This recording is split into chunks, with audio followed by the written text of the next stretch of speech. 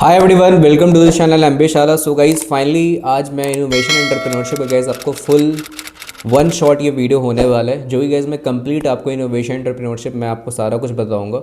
और गाइस इस वीडियो को प्लीज़ आप लोग पूरा देखना, क्योंकि गाइस मैं आपको वन शॉट में बहुत ही वैल्यूएबल इन्फॉर्मेशन ये सब सारा मैं प्रोवाइड करूँगा। अगर तुम इस वीडियो को पूरा देख लेते हो ना, तो गाइस तुम्हारे फुल मार्क्स 20 जो मार्क्स होते हैं इनोवेशन एंटरप्रेन्योरशिप वो कहीं नहीं जाने वाले। ठीक है, जो 20 क्वेश्चंस आते हैं वो 20 क्वेश्चंस तुम ईजिली कर लोगे। ठीक है, there is no doubt on it. मैंने लास्ट ईयर भी इनोवेशन एंटरप्रेन्योरशिप वन शॉट कराया था, बहुत अच्छा फीडबैक मुझे आया था। तो इस साल भी गाइज मैं आपको कंप्लीट इन डेप्थ में पढ़ाने वाला हूँ इनोवेशन एंटरप्रेन्योरशिप। एंड यहाँ पे एक चीज़ मैं बताने वाला हूँ यहाँ पे कि आप लोग प्लीज़ स्किप मत करना इस वीडियो को, पूरा देखना। और जो जीके का गाइज पार्ट है, जीके के गाइज में आपको पीडीएफ सब जो होगा वो आपको मैं टीचमेंट पे जो भी पीडीएफ से सब सेक्शंस है वहाँ पे मैं अपलोड करके आप लोगों को लिंक शेयर कर दूँगा ग्रुप में। तो प्लीज़ मेक श्योर कर लेना आप लोग ग्रुप पे ज्वाइन किए रहना। ठीक है, जीके के सारे मैं पीडीएफ आप लोग को व्हाट्सएप ग्रुप पे लिंक दे दूँगा और या फिर टेलीग्राम ग्रुप पे, तो आप लोग ज़रूर से वहाँ पे ज्वाइन कर लो। सबकी लिंक आपको डिस्क्रिप्शन बॉक्स में मिल जाएगी। तो चलो गाइज़ एंड स्टार्ट करते हैं इनोवेशन एंटरप्रेन्योरशिप का lecture. And all the guys best for your CMAT 2026 exam. ठीक है, तो सबसे पहले हम लोग बात करते हैं यहाँ पे इनोवेशन क्या होता है यार। सबसे पहले क्योंकि इनोवेशन एंटरप्रेन्योरशिप सब्जेक्ट है, तो सबसे पहली बात इनोवेशन ही क्या होता है वो समझ लेते हैं। तो देखो इनोवेशन, देखो बेसिकली क्या होता है ना, किसी एग्जिस्टिंग प्रोडक्ट पे हम क्या करते हैं, उस पर हमेशा परफॉर्मेंस मतलब बिल्डअप करते हैं वहाँ पे, मतलब कुछ न्यू थिंग्स, कुछ न्यू फीचर्स, वो सब सारे कुछ यहाँ पे अप्लाई करते हैं। जैसे कि यहाँ पे साफ लिखा हुआ है कि innovation is a process by which product और services is renewed and brought up to date by applying new process, introducing and techniques of establishing successful ideas to create new value। तो मतलब हम क्या करते हैं कि जस्ट अप टू डेट करते हैं कोई भी चीज़ को। मान लेते हैं कि पहले जैसे यहाँ पे एग्जांपल दिया हुआ है, पहले हम लोग कीपैड फ़ोन यूज़ करते थे, बट जब एप्पल आया मार्केट में, ठीक है, बट जब एप्पल आया मार्केट में तो क्या हुआ, वो एक टच स्क्रीन फ़ोन लाया। उस टाइम कोई जानता नहीं था कि स्मार्टफोन होता क्या है। ठीक है, लोग जानते नहीं थे कि इलेक्ट्रिक व्हीकल क्या होता है। पहले हम लोग पेट्रोल डीजल पे ही चलते हैं, बट अब तुम देख रहे हो कि यहाँ पे इलेक्ट्रिक व्हीकल हम लोग यूज़ कर रहे हैं। ठीक है, तो यही चीज़ होता है बेसिकली इनोवेशन की, हम लोग अपने आइडियाज़ को इम्प्लीमेंट करते हैं टू क्रिएट न्यू थिंग्स। वहाँ पे हम लोग कुछ फीचर्स, कुछ यहाँ पे कुछ प्रोसेस, कुछ सर्विसेज में चेंज कर सकते हैं। जैसे कि यहाँ पे क्विक कॉमर्स आया, पहले जो हम लोग को 3-4 दिन में डिलीवरी मिलती थी, अब क्विक कॉमर्स से तुरंत ये सब आ जाता है घर पे, सारा सामान हम लोग का तुरंत यहाँ पे पहुँच जाता है। ठीक है, तो ये सब सारे कुछ क्या है, तुम्हारा सारा यहाँ पे इनोवेशन हो रहा है। और अगर सिंपल वर्ड्स में समझे तो innovation can be define as making something new that creates value. Okay, और innovation is change that creates a new dimension of performance. ये बेसिकली डेफिनेशन दिया गया, बहुत ही बड़े ऑथर है पीटर ड्रकर, इनके द्वारा ये दिया गया कि innovation is change that creates new dimension of performance. क्यों, डेफिनेटली गाइस, अगर तुम किसी चीज़ में तुम इनोवेशन कर रहे हो तो उसकी परफॉर्मेंस क्या है, वो इन्हांस हो जाएगी। जैसे एप्पल हर साल करते आया है, हर साल एप्पल एक ही बार इवेंट करता है, बट उसी एक इवेंट में वो कितने लाखों करोड़ों स्मार्टफोन बेच देता है और लोग उस पर ट्रस्ट भी करते हैं, क्योंकि एप्पल हर साल इनोवेशन करते हैं। बाकी कंपनीज़ की नहीं तरह है कि सिर्फ मॉडल चेंज कर रहे हैं, बाकी उसमें उतना कुछ इंप्लीमेंट नहीं कर रहे हैं। समझ रहे हो। बाकी यहाँ पे तुम इलेक्ट्रिक व्हीकल टेस्ला हो जाता है, 3D प्रिंटिंग टेक्नोलॉजी हो जाता है। ठीक है, ये बाकी तुम स्ट्रीमिंग सर्विसेज नेटफ्लिक्स हो जाता है, अमेज़ॉन प्राइम, ई कॉमर्स में तुम अमेज़ॉन, फ्लिपकार्ट, अलीबाबा, ये सब सारी चीज़ें जो हैं यहाँ पे सभी तुम यहाँ पे इनोवेशन तुम यहाँ पे बोल सकते हो। नेक्स्ट अगर हम लोग बात करें इन्वेंशन क्या होता है वो समझ लेते हैं। तो invention basically to create a new product, नाम से ही पता है तुम न्यू चीज़ ही इम्प्लीमेंट कर रहे हो मार्केट में। कोई आज तक उसको देखा तक नहीं कि वो एक्चुअली वो प्रोडक्ट एग्जिस्ट करता है कि नहीं मार्केट में। जैसे कि उस टाइम टीवी नया आया था, लोग टीवी नहीं जानते थे उस टाइम 80s या 90s में। ठीक है, फिर से तुम समझो यहाँ पे रेफ्रिजरेटर हो जाता है, फ्रिज हो जाता है, इंटरनेट क्या होता है वो लोग नहीं जानते थे, एयरप्लेन हो गया, लाइट बल्ब हो गया, सब सारे क्या तुम्हारे इन्वेंशन है। तो basically invention is the creation of new product and process और method that didn't exist before. okay, like it often results from a unique idea, technological breakthrough and provides a solution to a specific problem or improve upon existing solution है। ठीक है, तो ये चीज़ें हैं। बाकी invention are typically protected by patents to prevent unauthorised use. अब देखो एक जो इन्वेंशन होता है वो क्या तुम देखोगे ना, मान लेते कि जैसे कि टीवी का आविष्कार किसने किया, रेफ्रिजरेटर का आविष्कार किसने किया, तो सबके नाम पे पेटेंट हो ना, हाँ भाई इन्होंने यहाँ पे आविष्कार किया। तो वही चीज़ होता है कि इन्वेंशन में वो पेटेंट होता है, मतलब उसी के पास वो राइट्स होते हैं, ठीक है। बाकी जो उसमें इनोवेशन होगा तो वो तो अलग मैटर है, बट इन्वेंशन जो जिसके नाम पे रहता है तो वहीं पे उसका बेसिकली पेटेंट होता है, ताकि वो कोई और यूज़ ना कर सके। बाकी यहाँ पे कुछ राइट माइंडसेट ऑफ इनोवेशन तुम यहाँ पे देख सकते हो, जैसे break the rules, collect ideas everywhere हो गया। बाकी believe in impossible, put together innovation team of individual with different perspective and thinking style हो गया। देन प्रोडक्ट इनोवेशन हो गया। देन सर्विस इनोवेशन, जैसे कि तुम यूट्यूब, गूगल, आजकल तुम कोई कॉमर्स ले देख सकते हो। बाकी प्रोसेस इनोवेशन में ओला, उबर, ठीक है। बाकी स्विगी, जोमेटो, ये सब सारी चीज़ें यहाँ पे तुम प्रोसेस इनोवेशन में देख सकते हो। बाकी टाइप ऑफ इनोवेशन में क्या होता है, सबसे पहला इंक्रीमेंटल इनोवेशन। इंक्रीमेंटल इनोवेशन जो होता है वो बेसिकली एक कंटिन्यूस इंप्रूवमेंट होता है, ठीक है। This is not basically creating new things, just making continuous improvements और like on the existing products, okay, services, या फिर तुम प्रोसेस भी बोल सकते हो। मान लेते हैं कि तुम्हारे स्मार्टफोन, जैसे मैंने बताया कि पहले कैमरा उतना अच्छा नहीं हुआ करता था, मतलब 2-3 मेगापिक्सल के आते थे, बट अब क्या हो रहा है, कैमराज बहुत ज़्यादा 200 मेगापिक्सल तक कैमरा आ गए, 3-4 कैमरा आ गए। पहले तुम्हें जो रैम ये सब प्रोवाइड किया था सिर्फ 512 MB RAM, 2 GB RAM, but अब कितना देखते हो रैम, बहुत ज़्यादा रैम है, 12-16 GB 20 GB तक रैम आ गया है। उस तरह स्टोरेज कैपेसिटी बढ़ गया। पहले पेन ड्राइव हम लोग ज़्यादा यूज़ करते थे, फिर से हम लोग पहले मेमोरी कार्ड ये सब स्लॉट्स सब अलग से परचेज करते थे, बट अब क्या हो गया, हम लोग डायरेक्टली स्मार्टफोन में वो डायरेक्ट प्रोवाइड करने लगे, तो हम लोग को खरीदने की ज़रूरत नहीं है। ये सब सारे क्या हो रहे हैं, इंक्रीमेंटल इनोवेशन हो रहे हैं, मतलब कंटिन्यूस इंप्रूवमेंट होते जा रहे हैं स्मार्टफोन्स में। और ये बाकी तुम ऑटोमोबाइल सेक्टर में भी देख सकते हो, इलेक्ट्रिक व्हीकल ये सब हमेशा आ गए, उसमें भी तुम्हें कंटिन्यूस इंप्रूवमेंट सब मिलते रहते हैं। डिसरप्टिव इनोवेशन नाम से ही पता चल रहा है यहाँ पे कि तुम मार्केट को डिसरप्ट करने आए हो, ठीक है, मतलब एकदम मार्केट को फोड़ने आए हो। मतलब क्रिएट्स न्यू मार्केट और significantly alter existing one by offering more accessible, affordable और सॉल्यूशन। तो इसका बेस्ट यार एग्जांपल है कोई कॉमर्स। पहले लोग जो ग्रोसरी आइटम होता था बहुत दिन में आता था, ठीक है, तो अब क्या हो गया, कोई कॉमर्स हो गया 10 मिनट में आ गया, ठीक है, किसी किसी शहर में तो 5 मिनट में ही आ जाता है, ठीक है। तो ये सब क्या है, तुम्हारा डिसरप्टिव इनोवेशन हो गया। जैसे कि राइड शेयरिंग ऐप, ओला उबर भी कह सकते हो यहाँ पे, ठीक है, रैपिडो हो गया। स्ट्रीमिंग सर्विसेज, जो पहले लोग हम लोग सिनेमा हॉल में जाते थे पिक्चर देखने, रिलीज़ होने का वेट करते थे, ठीक है, फिल्म में सब बढ़ाने होता है ना, बढ़ाने जाते थे हम लोग 10 रुपये 15 रुपये फिल्म में सब लोग बढ़ाते थे, अपलोड कराते थे। बट अब क्या है यार, सब कुछ है, अमेज़ॉन, नेटफ्लिक्स सारा कुछ आ गया है, तो हम लोग डायरेक्टली देख लेते हैं, ओके। बाकी देन हम लोग बात करें रेडिकल इनोवेशन। रेडिकल इनोवेशन क्या होता है, basically involves creating entirely new product. ये डायरेक्टली आपको न्यू प्रोडक्ट देता है या services that dramatically change industry और इंट्रोड्यूस ग्राउंड ब्रेकिंग टेक्नोलॉजीज़। जैसे तुम यहाँ पे इंटरनेट के बारे में तुम देख सकते हो, ठीक है। Internet revolutionized communication, commerce and information sharing globally. जब से इंटरनेट आया हम लोग, आई थिंक आफ्टर 1997, तो इंटरनेट हम लोग काफ़ी ज़्यादा यूज़ कर रहे हैं, ठीक है। बाकी क्रिस्पर हो गया, gene editing, adaptation to biotechnology for precise genetic modification हो जाता है। इलेक्ट्रिक कार्स हो गया। फिर से तुम यहाँ पे कोई कॉमर्स, ये सब सारी चीज़ें, ई कॉमर्स तुम इसका ले सकते हो एग्जांपल। तो ये सब सारी चीज़ें यहाँ पे रेडिकल इनोवेशन में आ जाते हैं। आर्किटेक्चरल इनोवेशन क्या होता है वो समझ लेते हैं। This involves reconfiguring existing technology into new system of market, often changing the way of component and integrated और यूज टुगेदर। जैसे कि यहाँ पे क्या होता है ना, बेसिकली तुम्हारा जो टेक्नोलॉजी होता है वो एग्जिस्टिंग मार्केट के लिए होता है। यहाँ पे तुम कुछ न्यू सिस्टम या फिर कुछ तुम मार्केट न्यू बना रहे हो वहाँ पे। पहले अगर मैं बात करूँ तो डिजिटल कैमरा आता था, हम लोग कहीं भी पार्टी फंक्शन में जाते थे तो डिजिटल कैमरा लेके जाते थे, हाँ भाई चलो फोटो अच्छा आ जाएगा। कहीं पे भी जाते थे DSLR ये सब ज़्यादा यूज़ होता था। बट अब क्या है यार, मतलब कैमरा का ही फ़ोन इतना अच्छा हो गया, आईफोन का कैमरा इतना अच्छा हो गया, वीवो ये सब का स्मार्टफोन कितने अच्छे कैमरे आते हैं एंड्रॉयड में। तो आजकल वही लोग ज़्यादा यूज़ करते हैं। कौन ज़्यादा ढो के हर जगह ले जाएगा DSLR कैमरा या फिर डिजिटल कैमरा। डिजिटल कैमरा तो अब बंद भी हो गया।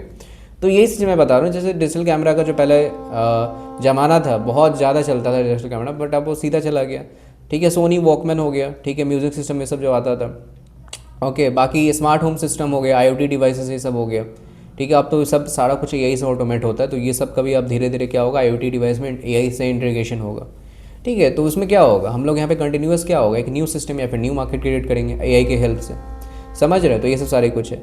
बाकी अगर हम लोग बात करें यहाँ पे top innovators of all time, ये क्या है यहाँ पे, तो सबसे पहले कभी कभी ना एग्जाम में तुमसे ये पूछा जाता है कि इनोवेटर्स कौन कौन है अभी तक, टॉप इनोवेटर्स, ठीक है। तो उसका अगर मैं पहला नाम लूँ तो थॉमस एडिशन, आई थिंक इनके बारे में तुम बहुत लोग जानते होंगे। Thomas Edison is one of the most innovators important innovators and inventors in American history.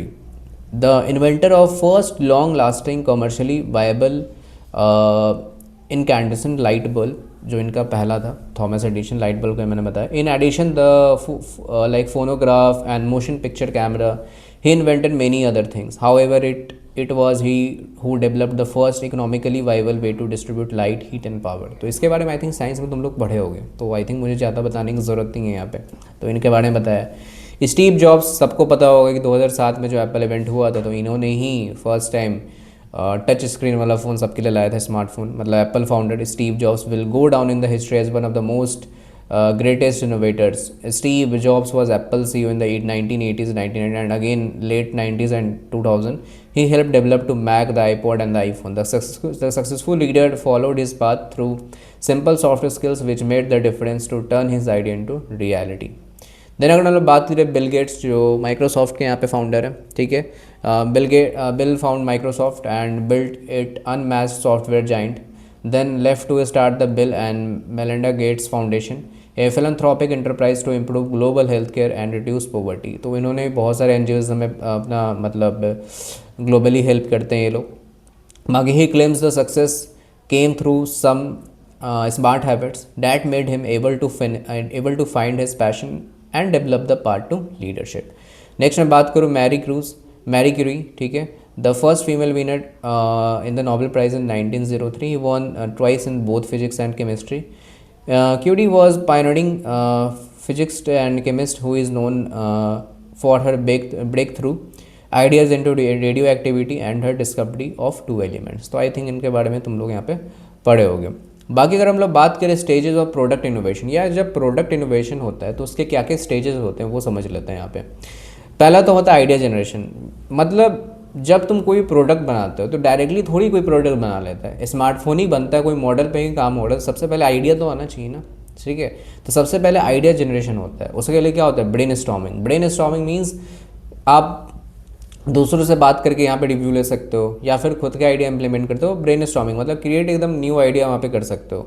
In involves identifying customer needs, market gaps या फिर अपॉर्चुनिटी या फिर इंप्रूवमेंट्स, जैसे कंडक्टिंग मार्केट रिसर्च या फिर gathering customer feedback, holding brainstorming sessions और workshop कर सकते हो। जैसे कि एग्जांपल ले सकते हो, company identified the demand for more environmentally friendly alternative to plastic packaging. जो आजकल प्लास्टिक पैकेजिंग को गवर्नमेंट रिमूव कर रही है, तो हम लोग आजकल ये बेसिकली जो ये पेपर्स ये सब जो आजकल हम लोग यूज़ कर रहे हैं, पेपर पॉलीथीन ये सब, तो वो सब ज़्यादा तुम देखते होगे। आइडिया स्क्रीनिंग करते हो।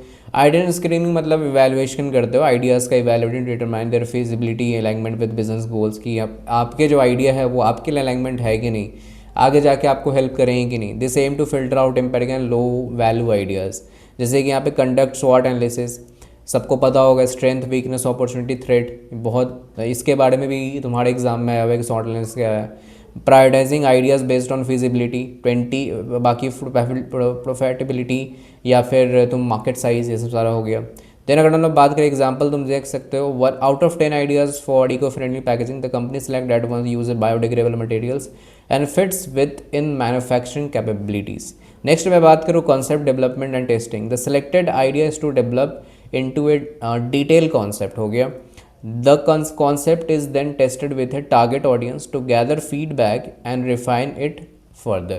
मतलब कॉन्सेप्ट डेवलपमेंट एंड टेस्टिंग क्या होता है, जब तुम्हारा प्रोडक्ट और तुम जब यहाँ पे टेस्ट ये सब कर लेते हो, सॉरी जब तुम ये वाला जो मैंने प्रोसेस बताया स्क्रीनिंग ये सब कर ले, तो तुम्हारा यहाँ पे टेस्ट होता है, जहाँ पे यहाँ पे तुम डेवलप करते हो डिटेल कॉन्सेप्ट को, फिर टेस्ट करते हो कि हाँ इसका हम लोग एक बीटा वर्जन यहाँ पे इम्प्लीमेंट करते हैं, फिर हम लोग मार्केट में उतारेंगे। कोई भी ऐप्स का देखते हो ना बीटा वर्जन सब आ रहा है, तो वैसे भी इसी के थ्रू आता है। क्रिएटिंग प्रोटोटाइप्स हो जाता है, या फिर मॉकअप्स हो जाता है, कंडक्टिंग फोकस हो गया, या फिर तुम फोकस ग्रुप और surveys, refining the based concept based और फीडबैक, ये सब सारे कुछ। जब कंपनी डेवलप प्रोटोटाइप हो गया, जैसे मैंने बताया बीटा वर्जन हो गया, and biodegradable packaging and test in with existing customer to access inability usability and apple, ठीक है। देन हम लोग बात करें बिजनेस एनालिसिस करते हो, तुम यहाँ पे देख सकते हो कि the status access the financial and operation availability, it includes cost estimation, revenue projections और बाकी मार्केट एनालिसिस। ये सब सारे कुछ यहाँ पे है जो आपको बिजनेस एनालिसिस में काम आते हैं।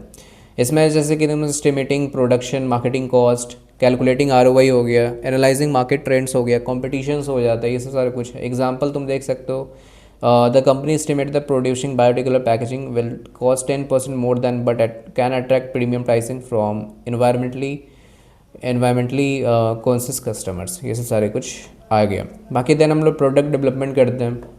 मतलब यहाँ पे हम लोग क्या करते हैं कि creating a final prototype, testing and preparing for the mass production. जब तुम्हारा प्रोडक्ट बीटा ये समय टेस्टिंग हो गया, प्रोटोटाइप अच्छा निकला, तो तुम यहाँ पे प्रोडक्ट डेवलपमेंट को मतलब फाइनल तुम मार्केट में उतारने जा रहे हो। ठीक है, जब सारा कुछ यहाँ पे बगे से फिक्स हो गया तो इसमें तुम्हारा इंजीनियरिंग एंड डिज़ाइन बाकी डिफाइनमेंट होता है, conducting rigorous product testing for quality and safety हो जाता है। बाकी यहाँ पे तुम प्लानिंग हो जाता है, प्लानिंग मैन्युफैक्चरिंग प्रोसेस, ये सब सारा कुछ आता है।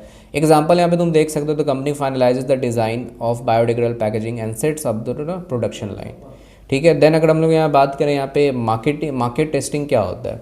ठीक है, तो मार्केट टेस्टिंग की बात करें तो the product is introduce to a small market हो जाता है।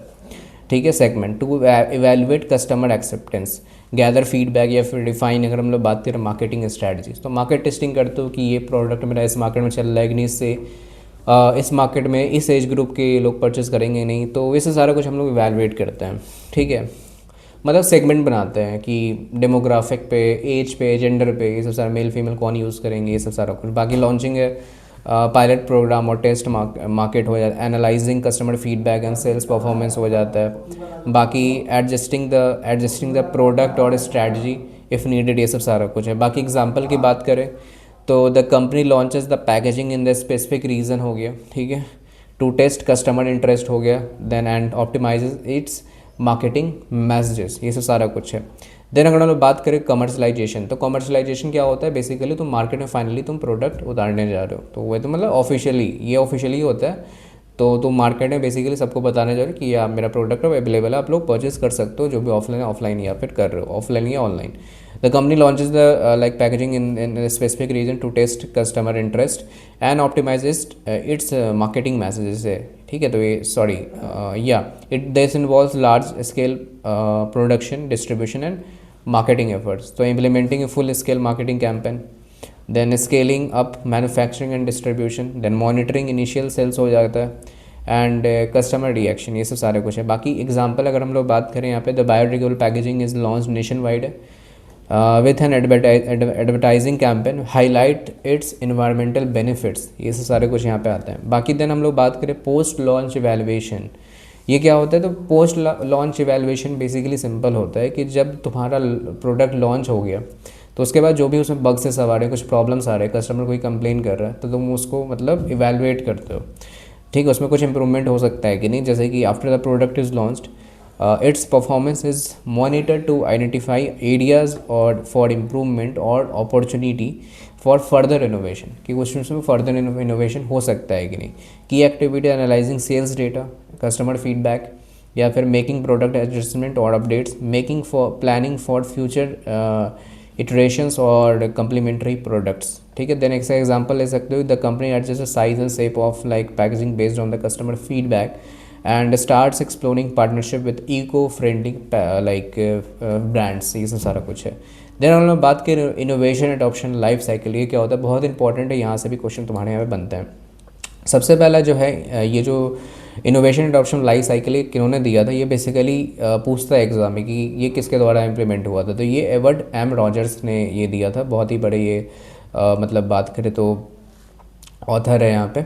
तो बाकी ये डिवाइंस किए थे यहाँ innovation adoption life cycle, also known as a diffusion of innovation model, तो ये भी नाम याद रखना, कभी कभी घुमा के ही पूछ लेता है एग्जाम कि डिफ्यूजन ऑफ इनोवेशन मॉडल क्या है, तो वो सेम ही चीज़ है।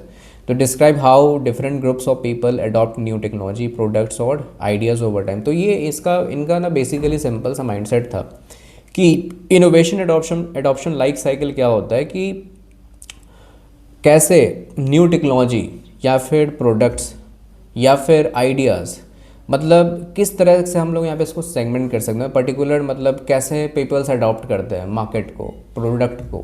ठीक है, मैं आगे समझाऊंगा इसके बारे में डिटेल में कि it segment the population into 5 adopter categories based on their willingness and readiness to impress innovation. मतलब ये ना जो टोटल पॉपुलेशन होता है उसको 5 कैटेगरी में यहाँ पे डिवाइड कर देते हैं कि कौन सा कैटेगरी बेसिकली जो प्रोडक्ट लॉन्च हो रहा है या फिर प्रोडक्ट वो पहले लॉन्च हुआ या फिर अभी हुआ, तो वो कौन से कैटेगरी के पीपल वो उस प्रोडक्ट को परचेस करेंगे। तो ये होता है basically innovation adoption life cycle, किसको कहते हैं हम लोग। क्या होता है समझ लें, यहाँ पे एक ग्राफ देख रहे होगे, बहुत ही ये फेमस ग्राफ है। आई थिंक जो भी BBA सबसे आ रहे हो या फिर क्लास 12th में भी ये चीज़ पढ़ाया होगा तुमने, या फिर BCom वालों को जिनका मैनेजमेंट रिलेटेड सब्जेक्ट्स होता है, तो रॉजर्स इनोवेशन एडॉप्शन कर्व इसको बोला जाता है जो ग्राफ होता है। सबसे पहला होता है इनोवेटर्स, ठीक है, जिसको हम लोग बोलते हैं टेक एंथुसियास्टिक होते हैं, ठीक है, टेक के लिए बहुत ज़्यादा ये लोग एंथुसियास्ट होते हैं। देन होता है हम लोग अर्ली अडॉप्टर, जिसको बोलते हैं विजनरीज होते हैं। थर्ड होता है अर्ली मेजोरिटी, ठीक है, यहाँ से क्वेश्चन डायरेक्टली एग्जाम में आया था, लास्ट ईयर भी सीमेट में ही पूछा गया था कि अर्ली अडॉप्टर्स कौन है यहाँ पे, ठीक है। देन इसको हम लोग क्या बोलते हैं या इसको बोलते हैं प्रैग्मेटिस्ट्स, ठीक है। देन हम लोग क्या बोलते हैं लेट मेजोरिटी, इसको बोलते हैं कंजर्वेटिव्स, ठीक है। देन अगर हम लोग बात करें लेगर्स तो इसको बोलते हैं स्केप्टिक्स, ठीक है। तो ये चीज़ होता है यहाँ पे। अब ये क्या है समझ लेते हैं। सबसे पहले हम लोग बात करें इनोवेटर्स में 2.5% क्या है वो समझ लेते हैं। देखो इसका जो बेसिकली फीचर्स है, तो there are the risk takers and pioneers who adopt innovations early often before they are proven in the market. ये बेसिकली मान लेते कोई प्रोडक्ट मैंने बनाया, अभी स्मार्टफोन का मैं अभी मान लेता न्यू कंपनी स्टार्ट किया और मैं डायरेक्टली बीटा वर्जन स्टार्ट किया मार्केट में, तो वो लोग जो इनोवेटर्स होता है ना, वो डायरेक्टली मेरा परचेज बाई मतलब प्रोडक्ट जो है वो डायरेक्टली कर लेंगे। ऐसा कुछ सोचेंगे नहीं कि हाँ मुझे इसमें पैसा इन्वेस्ट करना नहीं करना, वो डायरेक्टली परचेज कर लेंगे, ठीक है, ज़्यादा कुछ जाने बिना। तो ये होते हैं इनोवेटर, मतलब बहुत ज़्यादा इंथुसियास्टिक होते हैं टेक के मामले में। जैसे तुम यहाँ पे यूट्यूब पे बहुत लोग देखते हो ना रिव्यू करने आते हैं, ठीक है, तो वो डायरेक्टली जो भी फ़ोन आया मार्केट में कोई भी ब्रांड को, वो डायरेक्टली परचेज़ करके, अगर कंपनी नहीं दे रही है रिव्यू के लिए तो डायरेक्टली परचेज़ करेंगे और आपको रिव्यू कराएंगे यूट्यूब पे, ठीक है। तो बेसिकली ये उतना ज़्यादा मतलब सोचते ही सब नहीं है, डायरेक्टली टेक के रिलेटेड जो भी चीज़ें आए वो प्रोवाइड करते हैं आप लोगों को रिव्यू ये सब।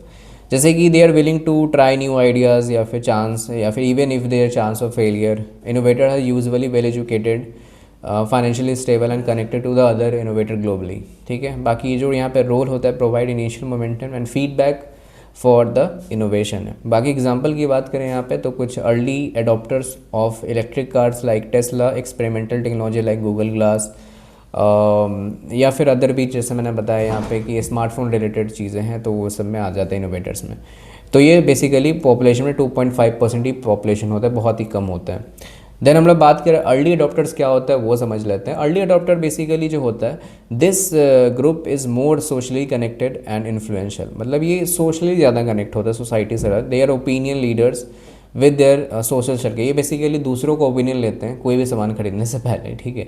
जैसे कि they impress innovation after accessing its potential benefit and risk हो जाता है। इसका इनका जो रोल होता है basically help bridge the gap between innovators and basically mainstream and the mainstream market. Their endorsement often convinces others to adopt. तो क्या होता है ना कि मान लेते हैं कि ये अदर को भी कन्विंस कर सकते हैं, हाँ मैंने खरीदा, तुम ये बोलेंगे हाँ अच्छा है तुम भी आप खरीद सकते हो, तो ये सारे कुछ है। बाकी early adopters of wearable fitness हो गया like Fitbit, early use of Airbnb या फिर उबर ओला, कोई कॉमर्स तुम देखते होगे तो जो वो लोग यूज़ कर रहे हैं तो हम लोग यूज़ करते हैं। तो इस तरीके से तुम यहाँ पे अर्ली अडॉप्टर्स हो जाए, ये 13.5% होते हैं पूरे पॉपुलेशन में। देन अगर हम लोग बात करें यहाँ पे कि अर्ली मेजोरिटी क्या होता है, ये बहुत होता है 34% होता है। इनका जो फीचर्स होता है the these individuals are more cautious and deliberate, ये थोड़ा ना बहुत कॉन्शियस होता है यार। They wait for evidence of the innovation success, मतलब ये वेट करते हैं कि हाँ भाई पहले अच्छे से समझ लेते हैं कि एक्चुअली में इनोवेशन इम्प्लीमेंट अच्छे हुआ है कि नहीं, लोग क्या रिव्यूज़ है इस पर, तब जाकर सामान खरीदते हैं। Basically they are more practical and value driven होते हैं, represent the tipping point where the innovation gains wide spread, ठीक है। देन अगर हम बात करें mainstream like consumer who started using smartphones once they became affordable and widely popular. मतलब क्या होता है, मान लेते हैं कि आज कोई फ्लिपकार्ट पे फ़ोन लॉन्च हुआ, ठीक है, तो वो अभी नहीं खरीदेंगे, 3-4 महीना वेट करेंगे, ठीक है, खासकर मेरे जैसे, ठीक है। तो वो जब प्राइस सब कम होगा तब जाकर वो परचेज करेंगे। तो ये बहुत ही ज़्यादा पॉपुलेशन होता है, ठीक है, इसका अगर हम लोग बात करें। तो ये सब सारी चीज़ें जो हैं आपको यहाँ पे अर्ली मेजोरिटी में आएगी। बाकी लेट मेजोरिटी ये भी काफ़ी ज़्यादा लोग होते हैं 34%। This group is sceptical and adopts only when the innovation has become well establish and widely accepted. जैसे कि तुम इसमें तो सिंपल यार, कंपनी लोग सबसे ज़्यादा जानते हैं गोदरेज अच्छा कंपनी है, लोग अमूल को जानते हैं, ठीक है। तो लोग क्या करेंगे, उसी में से परचेज़ करेंगे। यार मिल्क लेना है अमूल का लेंगे, दही लेंगे अमूल का लेंगे, क्यों? क्योंकि लोग ट्रस्ट है उन पर, ठीक है। तो जब तक पूरा मतलब वो उनका वेल स्टैब्लिश मार्केट है, सब में ब्रांड इमेज ऑलरेडी बन गया है, तो वो सब सारा कुछ है। जैसे कि यहाँ पे they often feel pressure from their social circles and social circle और economic necessity to adopt contribute to the like final way of adoption inserting the products maturity in the market. Example की बात करें तो late adopters of social media platform like Facebook और video conferencing tools like Zoom. तो ये सब क्या है बेसिकली, लेट अडॉप्टर्स में लेट मेजोरिटी ये सब में आते हैं कि सोशल मीडिया प्लेटफॉर्म में जो पहले जूम ये सब वीडियो कॉन्फ्रेंसिंग हो गया, अब तो जूम ये सब आ गया, तो जूम ये सब यहाँ पे हम लोग यूज़ कर रहे हैं, ठीक है। देन अगर हम लोग बात करें यहाँ पे लेगर्स ये सब क्या होते हैं, ये 16% आते हैं। लेगर्स होते हैं this is the most resistant to change, ठीक है, often like clinging to traditional ways. तो ये बेसिकली उतना चेंज होने के लिए बने ही रहने रहते हैं। इसका बेस्ट एग्जाम्पल है तुम ओल्ड एज पीपल्स का ले लो। वो लोग अगर उस ज़माने में कीपैड फ़ोन यूज़ कर रहे थे और अभी भी कीपैड फ़ोन ही यूज़ कर रहे हैं, वो लोग उतना ज़्यादा चेंज नहीं देखना चाहते। वो जैसे ट्रेडिशनल लाइफ जी रहे हैं वैसा ही जीना चाहते हैं। They adopt innovation only when it become like unavoidable और when there exist solution are no longer available. ये बेसिकली तभी उस इनोवेशन को अडॉप्ट करेंगे जब और कोई रास्ता बचा ही नहीं है, अवॉइड नहीं कर सकते हैं, या फिर वो ज़्यादा चलने लायक है नहीं, तभी वो एकदम जब हो गया तब सब कुछ तो करना ही पड़ेगा। तो उस टाइप के सिचुएशन में ये उस प्रोडक्ट को यूज़ करेंगे। यहाँ पे रोल जो आ जाता है, they complete the adoption cycle they और through they minimal impact on the innovation success. जैसे people who still use like flip phones, आज भी लोग बटन वाला फ़ोन यूज़ कर रहे हैं, वही चीज़ यहाँ पे एग्जांपल बताया हुआ है। अब नाउ बात करते हैं यहाँ पे कंसेप्ट ऑफ एंटरप्रेन्योर या फिर एंटरप्रेन्योरशिप, ये क्या होता है तीनों वो समझ लेते हैं। देखो एंटरप्रेन्योर क्या होता है। एंटरप्रेन्योर आप लोग बहुत लोगों से सुनोगे एंटरप्रेन्योर होता क्या है। लोग बोलेंगे कि जो नया बिज़नेस खोल लेता है वो एंटरप्रेन्योर होता है, ठीक है। जो नया धंधा ये सब स्टार्ट कर रहा है वो एंटरप्रेन्योर होता है। तो entrepreneur is basically individual who identifies a business opportunity. देखो एंटरप्रेन्योर और बिजनेसमैन दोनों अलग अलग चीज़ें होती हैं। एंटरप्रेन्योर क्या होता है, एक तरह से लीडरशिप का काम करता है, ठीक है। जैसे कि takes the initiative to develop a product और a service, assume the associated risk and manage resource to turn the idea into a successful venture.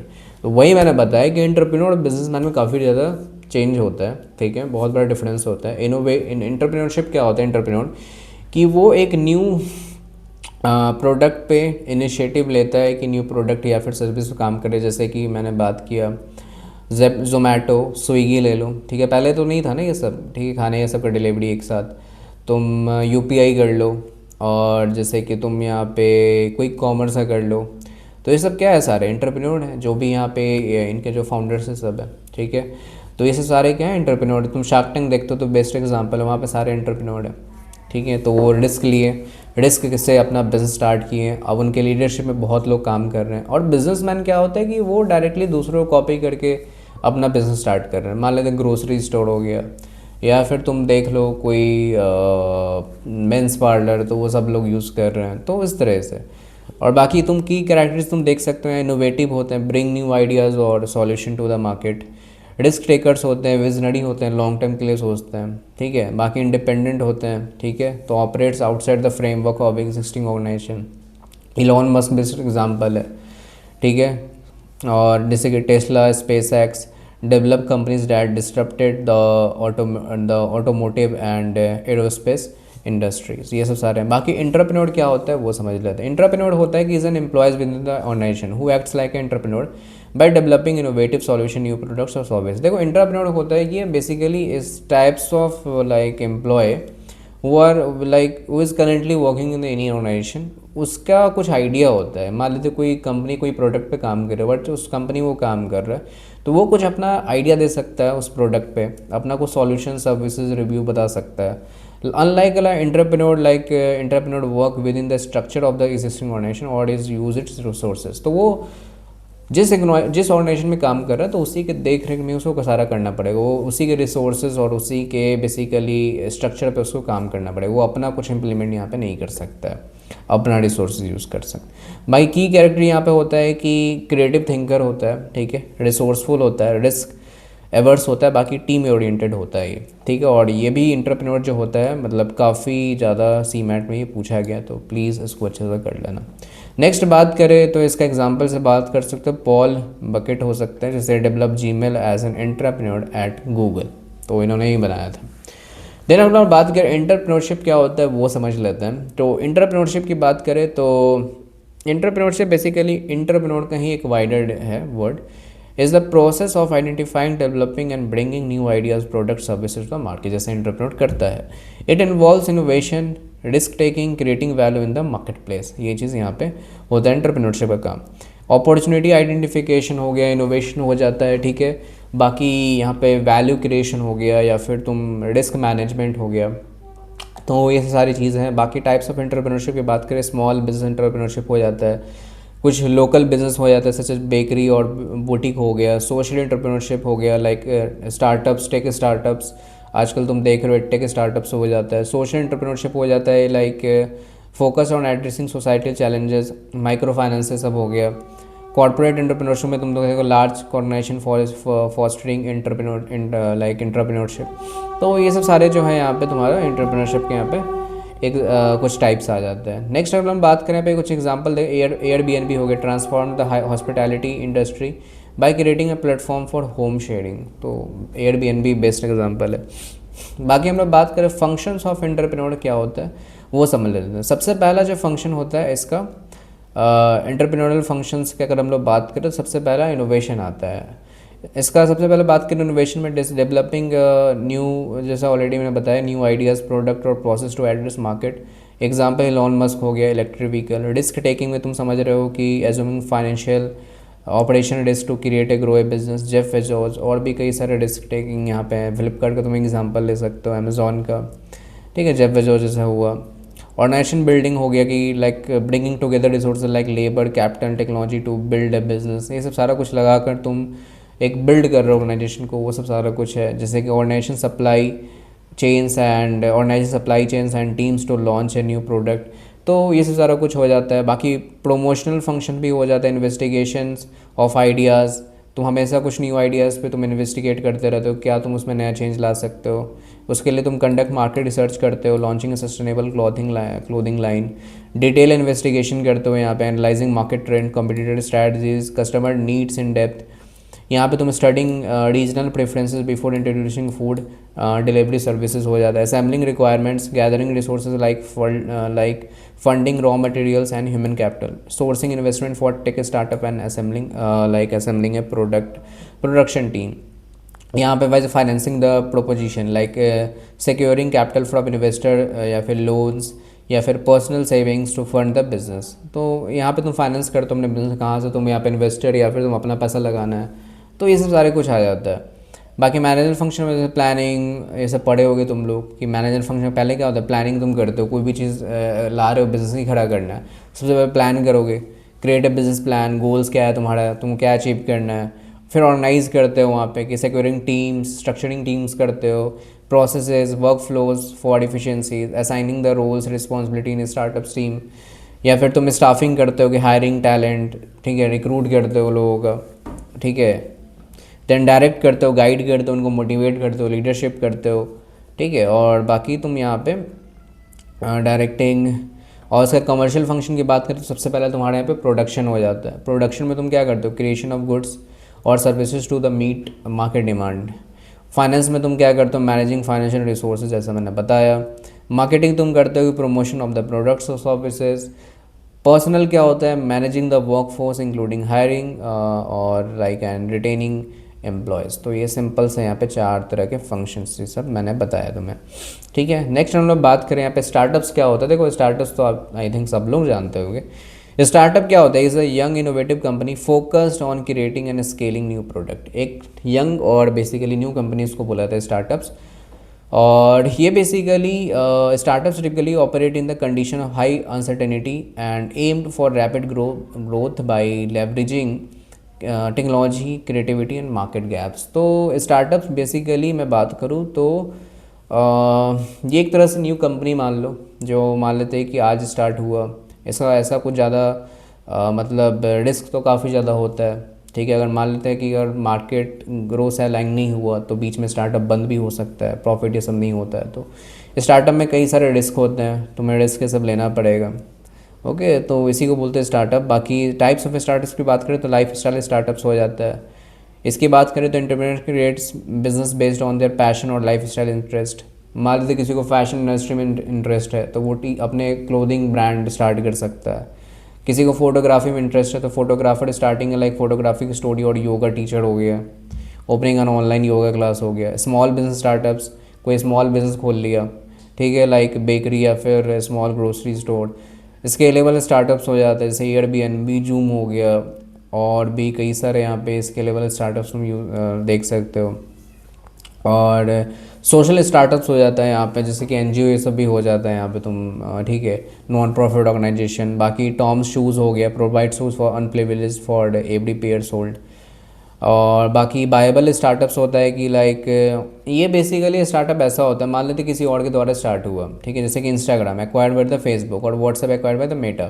तो किसी और ने स्टार्ट किया बट उसको कोई और परचेज कर लिया, तो वो क्योंकि वो तुम्हारा स्टार्टअप बहुत अच्छा चला और मार्केट में एकदम डिस्टर्ब कर दिया एक तरह से, तो किसी को और मतलब किसी को अच्छा लगा वो स्टार्टअप, कोई बड़े कंपनी को, माइक्रोसॉफ्ट या फिर कोई फेसबुक को, तो डायरेक्ट मेटा जो है व्हाट्सएप को एक्वायर कर लिया, इंस्टाग्राम पे एक्वायर कर लिया फेसबुक। तो ये सब सारा कुछ है बायबल स्टार्टअप, मतलब तुम्हारा स्टार्टअप किसी और को पसंद आ गया, तुमने उसको बेच दिया, ठीक है। देन अगर हम लोग बात करें लार्ज कंपनी स्टार्टअप, तो जैसे गूगल हो गया, अमेजोन, नाम से ही समझ रहे हो, टेक के स्टार्टअप्स हो जाता है यहाँ पे, तुम टेस्ला हो जाता है, स्पेस एक्स, ठीक है, और फेसबुक, ये सब का एग्जांपल माइक्रोसॉफ्ट का भी ले सकते हो। ई कॉमर्स स्टार्टअप तुम समझ ही रहे हो कि फ्लिपकार्ट, शॉपिफाई, अमेजोन, ये सब सारे कुछ आ जाते हैं। देन हम बात करें यहाँ पे डेफिनेशन ऑफ इकोसिस्टम। इकोसिस्टम क्या होता है वो समझ लेते हैं। इकोसिस्टम इस टाइप ऑफ नेटवर्क होता है समथिंग, ठीक है, जो मतलब तुम्हारे रिलेटेड जो प्रोडक्ट्स होते हैं, मतलब सबके रिलेटेड एक चीज़ फीचर सेम ही होता है। Ecosystem refers to a network or system where different entities interact, collaborate and coexist to achieve collective growth and sustainability. Ecosystem क्या होता है ना, बेसिकली एक तरह से बहुत सारी चीज़ें यहाँ पे तुम्हें सेम ही कुछ मिलता है, सेम ब्रांड तुम मान सकते हो, जहाँ पे तुम इंटरेक्ट, कोलैबोरेट या फिर कोएग्जिस्ट कर सकते हो to achieve collective growth and sustainability. आगे जैसे कि इकोसिस्टम मान लो कि मैं लैपटॉप यूज़ कर रहा हूँ एप्पल का, और मैं फ़ोन भी यूज़ कर रहा हूँ एप्पल का, मैं एयरपॉड भी यूज़ कर रहा हूँ एप्पल का, और मैं आईपैड भी यूज़ कर रहा हूँ एप्पल का। तो ये क्या होगा, एक तरह से इकोसिस्टम बन गया वहाँ पे, मैं सभी चीज़ एक ही कंपनी का यूज़ कर रहा हूँ। तो उस इकोसिस्टम ही ऐसा चीज़ें होता है जहाँ पे तुम इंटरेक्ट कराते हो या फिर तुम कोलैबोरेट या फिर तुम coexist to achieve like collective growth, मतलब सब चीज़ का एक साथ ग्रो हो रहा है, ठीक है। In biologically sense it refer to the interdependence on living organism and their environmental. और बिजनेस कॉन्सेप्ट की बात करें तो बेसिकली इंटरकनेक्टेड नेटवर्क होता है तुम्हारा एसी का, ये बेसिकली जैसे मैंने एप्पल का एग्जांपल दिया। जैसे कि यहाँ पे इकोसिस्टम स्टार्टअप इकोसिस्टम की बात करें तो स्टार्टअप इकोसिस्टम भी आया हुआ एग्जाम में तुम्हारे, is a network of individual organisation and resource that work together. क्योंकि एक कंपनी में तो सब लोग एक ही जगह ना काम करते हैं, उनका नेटवर्क, इंडिविजुअल ऑर्गेनाइजेशन, उनके रिसोर्सेज सबको मर्ज करके ना कंपनी चलेगा, अलग अलग तो थोड़ी चल जाएगा। To support the creation, development and scaling of startup it includes entrepreneurship, investors, educational institutes, बाकी establish company, service provider, mentors या फिर and more, all contributing to the growth and success of startups. तो ये सब सारे कुछ है तुम्हारे डेफिनेशन ऑफ स्टार्टअप इकोसिस्टम में। जैसे कि इसमें तुम्हारा बहुत कुछ आ जाता है, support group, establish company, education institution, funding organisation, service provider, research organisation, ये सब सारा कुछ आ जाता है। तो अगर हम लोग बात करें यहाँ पे इस्टेब्लिश कंपनी क्या होता है, अब देखो इस्टेब्लिश कंपनी क्या हो, जो बहुत पुरानी कंपनी है, जैसे गूगल एक वेल इस्टेब्लिश कंपनी है, अमेजॉन वेल इस्टेब्लिश कंपनी है, फ्लिपकार्ट वेल इस्टेब्लिश कंपनी है, रिलायंस वेल इस्टेब्लिश कंपनी है, टाटा वेल इस्टेब्लिश कंपनी है, अडानी वेल इस्टेब्लिश कंपनी है, तो लोग जानते हैं जिसके बारे में। Large corporation often collaborate with startup और प्रोवाइडिंग फंडिंग, मेंटरशिप या फिर पार्टनरशिप। तो शार्क टैंक में यही ना होता है, जो आजकल जो न्यू स्टार्टअप होते हैं, जो वेल एस्टैब्लिश कंपनी, उनके यहाँ से फंडिंग लेने जाते हैं, वो लोग मदद करते हैं, इक्विटी ये लेते हैं या फिर उनको लोन से सब देते हैं। एजुकेशनल इंस्टीट्यूशन समझ रहे हो, जैसे कि बहुत सारे हो गया, university and college serves the innovation by offering entrepreneurship courses, सब हो जाता है, बहुत सारे हैं। स्टैनफोर्ड यूनिवर्सिटी, आजकल इंडिया में भी फिजिक्स वाला ये सब तुम ले सकते हो, एजुकेशनल इंस्टीट्यूशन हो जाता है। फंडिंग ऑर्गेनाइजेशन की बात करें तो यहाँ पे तुम वेंचर कैपिटल फर्म हो जाता है जो तुम्हें फंडिंग प्रोवाइड करते हैं, लाइक शार्क टैंक हो गया, क्राउड फंडिंग प्लेटफॉर्म्स हो गया। देन मेंटर्स एडवाइजर्स भी हो जाता है, लोग मेंटरिंग के लिए भी जाते हैं। तुम आजकल देखते हो बूट कैंप लगता है, विवेक बिंद्रा जी का देखते हो कि तुम, वहाँ पे लोग जाते हैं बिजनेस माइंड से सीखने, जैसे कि गाइड करते हैं, sharing knowledge, expertise and connection, startup accelerator like why combinator connect startup with mentors, बहुत सारे हो गया। और एक उनका ईडीपी प्रोग्राम भी होता है, एंटरप्रेन्योरशिप डेवलपमेंट प्रोग्राम, वो लोग भी काफ़ी ज़्यादा हैं। इन लीडरशिप फनल, टीम मेंबर्स हो गया, एम्प्लॉयज़ और cofounder who bring expertise and skills to execute the startup vision. Early team members at Facebook, जो बहुत अच्छे से काम हुआ, आजकल तुम देख रहे हो फेसबुक किस पोजीशन पे। सर्विस प्रोवाइडर हो गया, लाइक लीगल, मार्केटिंग या फिर आईटी सपोर्ट्स टू स्टार्टअप, बहुत सारे सॉफ्ट सॉफ्टवेयर ये सब प्रोवाइड होते हैं। देन रिसर्च ऑर्गेनाइजेशन ये सब हो जाता है, institution focused on innovation, technological advancement या फिर नॉलेज ऑफ क्रिएशन हो जाता है। बाकी सपोर्ट ग्रुप्स हो जाता है, ठीक है, जैसे networking groups, incubators and like coworking spaces that provide resource and community supports to startup.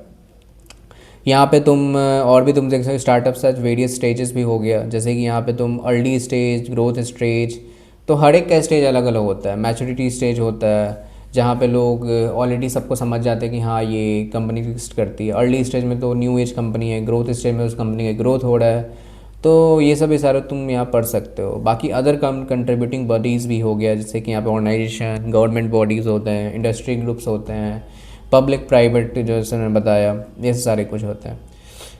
Then अगर हम लोग बात करें यहाँ पे एंटरप्रेन्योरियल डेवलपमेंट क्या होता है, तो यही चीज़ मैंने बता रहा था कि एक ईडीपी प्रोग्राम होता है, इसी के तहत आता है एंटरप्रेन्योरशिप डेवलपमेंट प्रोग्राम। पहले ईडी समझ लेते हैं, देन हम लोग ईडीपी बात करते हैं। ये भी क्वेश्चन आया हुआ है सीमैट में। एंटरप्रेन्योरियल डेवलपमेंट क्या होता है अगर हम लोग बात करें यहाँ पे, तो entrepreneurial development refers to the process of enhancing the entrepreneurial skills, knowledge and competencies of individuals to foster and grow new businesses.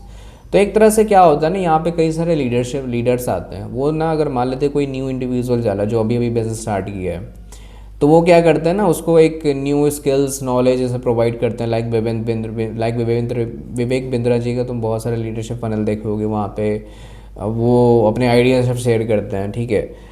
It is like crucial for the economic growth, innovation of the country and involves developing the capacity for identifying, starting and managing new business ventures। यहाँ पे ना एक इनका programme होता है, बहुत सारे leadership ये करते हैं, जो सीईओ होते हैं, फाउंडर्स होते हैं, ईटीपी प्रोग्राम रन करते हैं, ताकि यहाँ पे बहुत लोग पार्ट ले सके जो बिजनेस सब करना चाहते हैं, उनको हम लोग नॉलेज, स्किल्स या फिर माइंडसेट ये सब दे सकें। These programs are aimed to fostering entrepreneurial ability and supporting the growth of new business। ठीक है, तो EDP basically typically combine theoretical learnings and practical exposure to entrepreneurship, helping individual turn ideas into viable business ventures। ये सारा कुछ होता है। बाकी qualities अगर हम लोग बात करें एंटरप्रेन्योर्स की, तो इनोवेटिव एंड क्रिएटिव होते हैं, सबको पता है इसके बारे में, उतना मुझे बताने की ज़रूरत नहीं है। रिस्क टेकिंग होते हैं, विजनरी होते हैं लॉन्ग टर्म के लिए। लीडरशिप होते हैं, leadership qualities, decision making, perseverance होते हैं, मतलब चैलेंजेस हो गया या फिर तुम्हें कुछ अनसर्टेनिटी हो गया, ऑब्स्टेकल्स आ जाता है, तो तुम्हें उसमें डट के खड़ा रहना है कि कंसिस्टेंट हो गया। एडेप्टेबिलिटी हो गया, कोई भी चीज़ आता है मार्केट में तुम अडेप्ट करने की हिम्मत रखते हो। सेल्फ कॉन्फिडेंस, वो सब सारा कुछ होना चाहिए। तो ये सब सारे कुछ है। बाकी ऑब्जेक्टिव की बात करें यहाँ पे, तो आइडेंटिफाई पोटेंशियल एंटरप्रेन्योर्स, जो जिसको बिजनेस करना आगे, तो ये यहाँ पे तुम आइडेंटिफाई करते हैं। ट्रेनिंग एंड स्किल डेवलप कराते हैं ताकि उनका जो माइंड है वो शार्प हो सके बिजनेस के मामले में। इम्प्रूविंग एंटरप्रेन्योरियल माइंडसेट हो गया। प्रोवाइडिंग फाइनेंशियल और लीगल नॉलेज, कि तुम्हें मान लेते कि पेटेंट क्या होता है, ट्रेडमार्क क्या होता है, ये सब आगे मैं बताऊंगा। वैसे ये सब सारा कुछ प्रोवाइड करें जिनको बिजनेस के बारे में कुछ भी नहीं पता है, जो उस फैमिली से ही नहीं आता है, तो ये प्रोग्राम बहुत ही हेल्पफुल होता है। ईडीपी मतलब ट्रस्ट लो बहुत अच्छा होता है ये। Providing financial and legal knowledge, building confidence, creating awareness of resource and opportunity, reducing entrepreneurial failures, तो वो समझाएं कि मान लेते हैं कि कैसे कैसे काम करने ताकि बिजनेस कोई फेल ना करे, तो ये सब सारे आइडियाज़ देंगे। Economic growth and employment creation, ये सब सारा कुछ हो जाता है। बाकी एक होता है critical evaluation of entrepreneurship development programme, EDP का कुछ क्रिटिकल इवैल्यूएशन है वो समझ लेते हैं यहाँ पे। कि यहाँ पे ना सबसे पहला होता है ऑर्गेनाइजेशन पॉलिसीज़, कि किसी ऑर्गेनाइजेशन का अलग अलग पॉलिसीज़ होता है सभी का। The effectiveness of entrepreneur development programme होता है can be hindered by like rigid organisation policies that do not support innovation and risk taking. ठीक है, तो ये सब ना कुछ कुछ पॉलिसीज़ होता है ऑर्गेनाइजेशन की, तो वो काफ़ी रिजिड होता है कि वो कुछ भी हो जाए तो वो ज़्यादातर सपोर्ट नहीं करेंगे कि कुछ हाँ कि इनोवेशन या फिर रिस्क टेकिंग में, वो अपने पॉलिसीज़ पे स्टक रहते हैं। ठीक है, तो ये सब सारे ना क्रिटिकल इवैल्यूएशन, कोई कि यहाँ पे ईडीपी का बहुत मतलब प्रॉब्लम आ जाता है। लैक ऑफ फ्लेक्सिबिलिटी हो गया पॉलिसीज़ में, ये सारे। बाकी lack of suitable selection procedure, without a proper selection procedure in place the programme may fail to identify individual. मान लेते कोई प्रोग्राम में कोई इंडिविजुअल गया, उसका जो उसका थॉट था वो उनके थॉट से मतलब मैच नहीं किया ईडीपी प्रोग्राम से, तो मे बी गाइज यहाँ पे प्रॉब्लम हो सकती है ईडीपी प्रोग्राम फेलियर को लेके। ठीक है, तो ये सब सारे कुछ यहाँ पे आ सकते हैं। ओके, देन अगर हम लोग ये बात करें कि यहाँ पे लैक ऑफ क्वालिटी ये सब हो जाता है। ठीक है, लैक ऑफ क्वालिटी की बात कर, सॉरी लैक ऑफ यहाँ पे quality of technical and vocational education training. मान लेते हैं वहाँ पे वेल एस्टैब्लिश वहाँ पे टीचर ही नहीं मिले, उनके पास उतना नॉलेज ही नहीं है, तो तुम क्या करोगे वहाँ पे। ठीक है, देन ऑल ऑफ दीज ये सब सारे यहाँ पे पॉइंट्स आ सकते हैं। देन अगर हम बात करें स्कम्प्यूटर व्यू ऑन इनोवेशन एंटरप्रेन्योरशिप, ये भी काफ़ी बड़े एक ऑथर हैं, तो स्कम्प्यूटर व्यू आता है एग्जाम में, ये आया हुआ है इसलिए मैं यहाँ पे रखा हूँ। स्कम्प्यूटर व्यू क्या है इनोवेशन एंटरप्रेन्योरशिप वो समझ लेते हैं। एक होते हैं Joseph Alois Schumpeter, is regarded one of the greatest economist of the first half of the 20th century के थे। The concept of innovation entrepreneurship are probably is computer most distinctive contribution to economists. One of the most common themes in computer writings was the role of innovation, new combination and entrepreneurship in economic growth. अगर हम लोग बात करें in the early work 1911 में, Joseph Schumpeter made a clear distinction between inventions and innovations.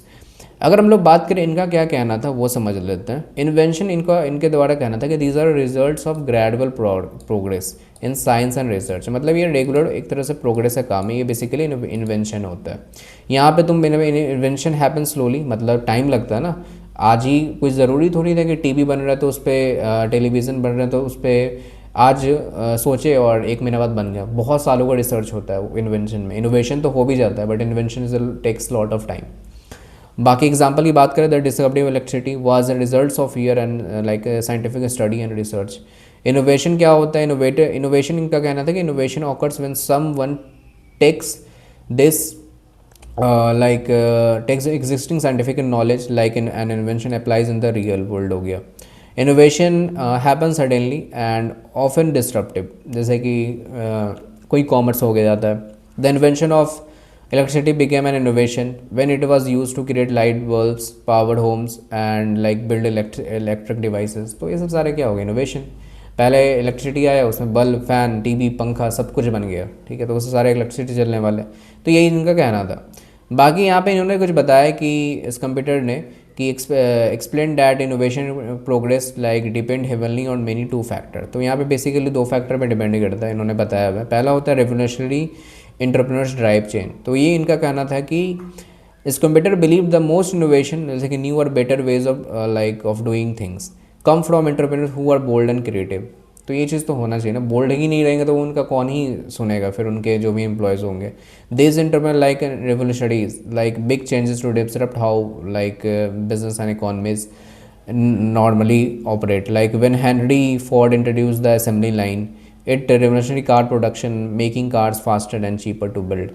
एक होता है आपको imitations and spread of new ideas। basically once entrepreneur shows a successful new idea, others competitor in the free market quickly copying or imitate it। तो वही copy करना ये चीज़ होता है।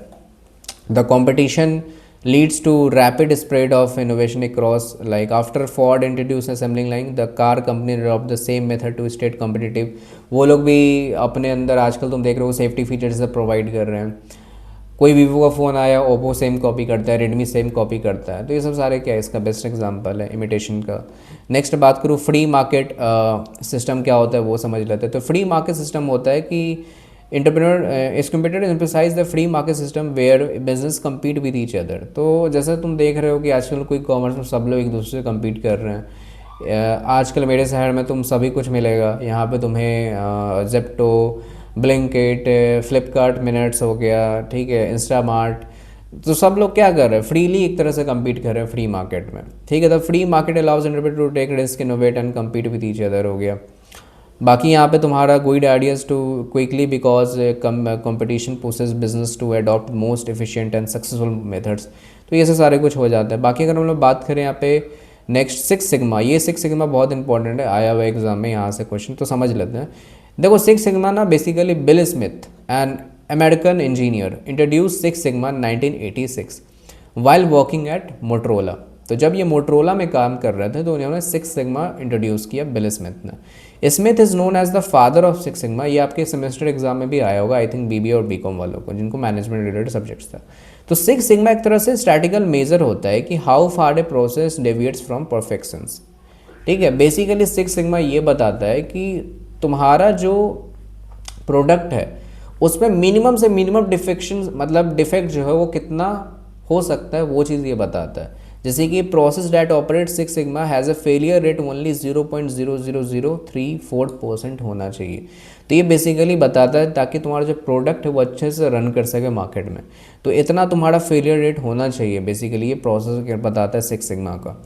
Like producing virtually no defects. Six Sigma was developed by Motorola in 1980s and since it has been adopted by many companies around the world like General Electric, Toyota, Amazon, ये सब सारे इन्होंने adapt किया ताकि कोई भी founder नहीं चाहता कि मेरा प्रोडक्ट फेलियर हो।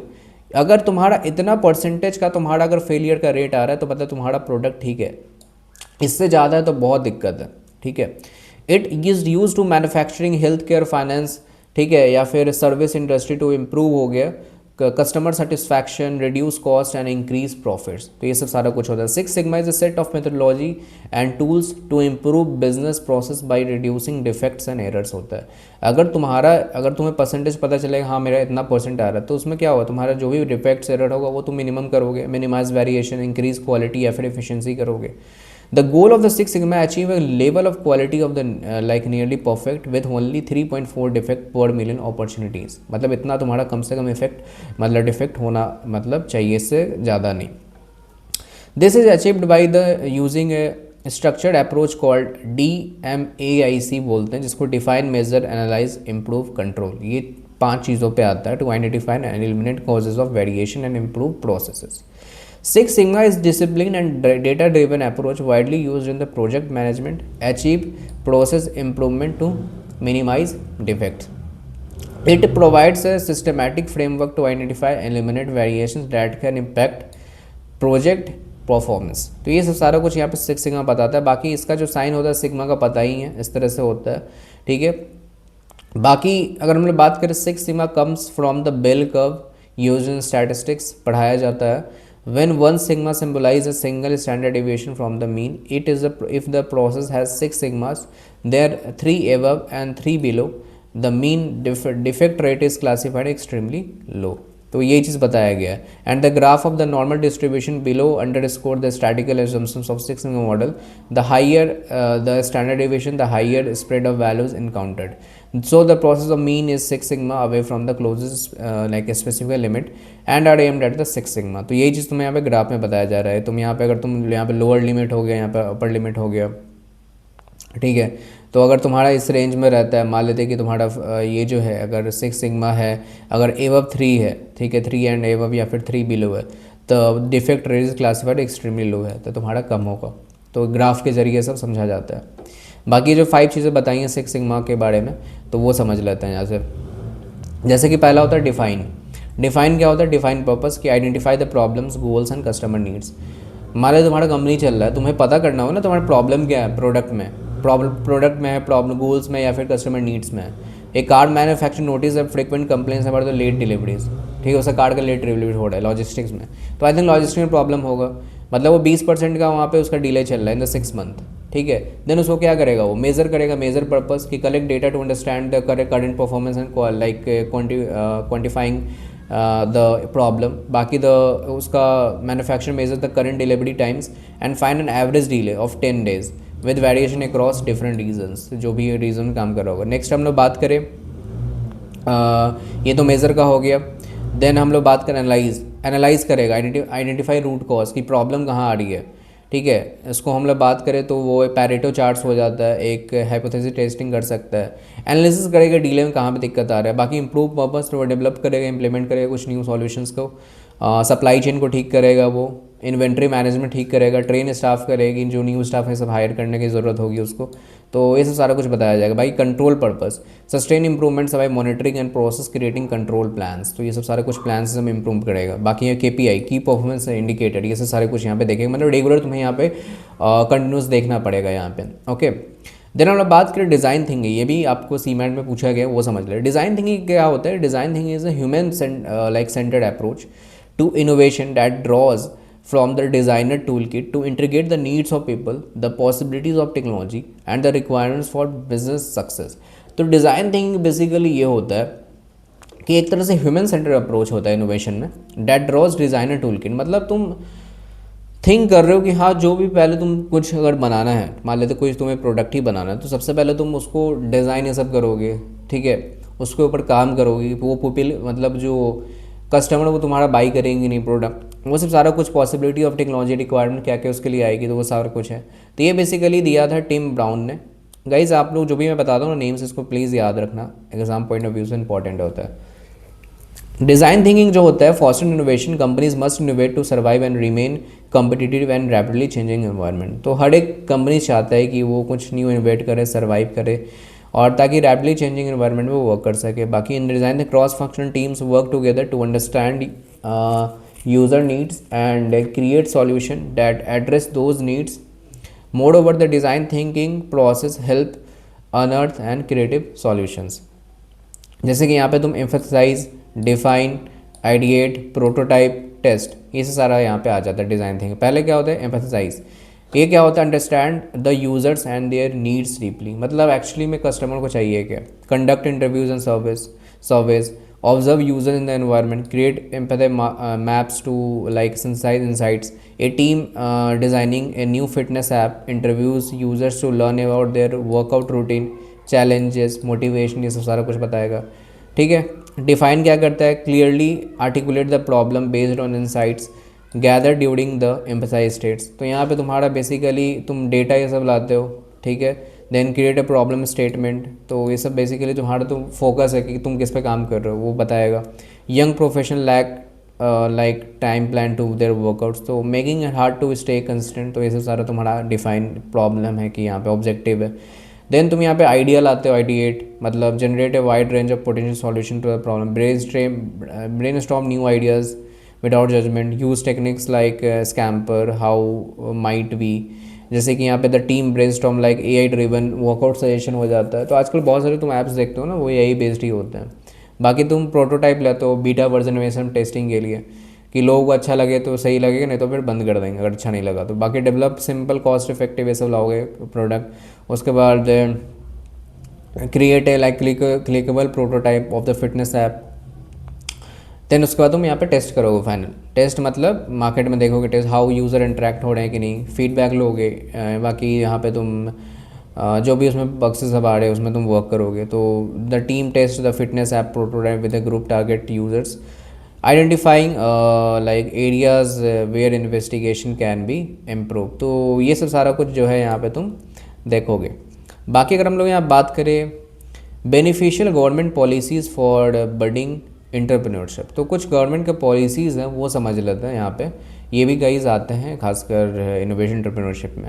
सबसे पहला होता है अटल इनक्यूबेशन सेंटर। ये क्या होता है वो समझ लेते हैं। अटल इनक्यूबेशन सेंटर जो होता है इस फंडिंग स्कीम है डैट इज स्टार्ट इन 2016 में। तो स्कीम से रिलेटेड क्वेश्चन आते हैं यहाँ पे। 2016 में स्टार्ट हुआ था, envisioned by the नीति Aayog. NITI Aayog basically government organisation है that aims at supporting entrepreneurs their operating cost of capital. वो बेसिकली जिनको बिजनेस स्टार्ट करना है तो उसमें हेल्प करते हैं। The approve business venture can avail up 10 crore तक का ये बेसिकली प्रोवाइड करते हैं support. Over a 5 year term plan रहता है। अटल इनक्यूबेशन सेंटर जो होता है अलाउज रिसर्चर, स्टूडेंट्स या फिर startup owner to apply for this scheme, ठीक है, on the different verticals and sectors में। The entrepreneurs can set their company as a public private partnership या फिर पब्लिक ऑर्गेनाइजेशन, ये के लिए हेल्प करता है। बाकी the entrepreneur needs to set up space around 10,000 square feet, ये सब का हो जाता है, तो ये सब में इसका हेल्प करता है। नेक्स्ट बात करें एमएसएमई, ठीक है। एमएसएमई भी यहाँ पे कई ज़्यादा होता है, लोन्स इन 59 मिनट्स, बहुत सुने होंगे। तो एमएसएमई क्या होता है basically, right now the MSME business loan in 59 minutes in basically हम लोग बात करें undoubtedly the most discuss business loan scheme होता है। This programme was introduce by 2018 में गवर्नमेंट ऑफ इंडिया के द्वारा। This scheme is introduce provide financial assistance to micro small medium level enterprise, जो भी यहाँ पे छोटे बड़े जो बिजनेस होते हैं। और यहाँ पे 59 मिनट्स में ये बेसिकली अप टू 1 करोड़ तक का लोन ये प्रोवाइड करता है, ठीक है। बाकी you will know like eligibility disbursement financial with in happens in the 1 से 2 वीक में लग जाता है। बाकी पेपर इससे रहता है। बाकी भाई कई सारे यहाँ पे पब्लिक सेक्टर बैंक जो है इस स्कीम में पार्ट लेते हैं।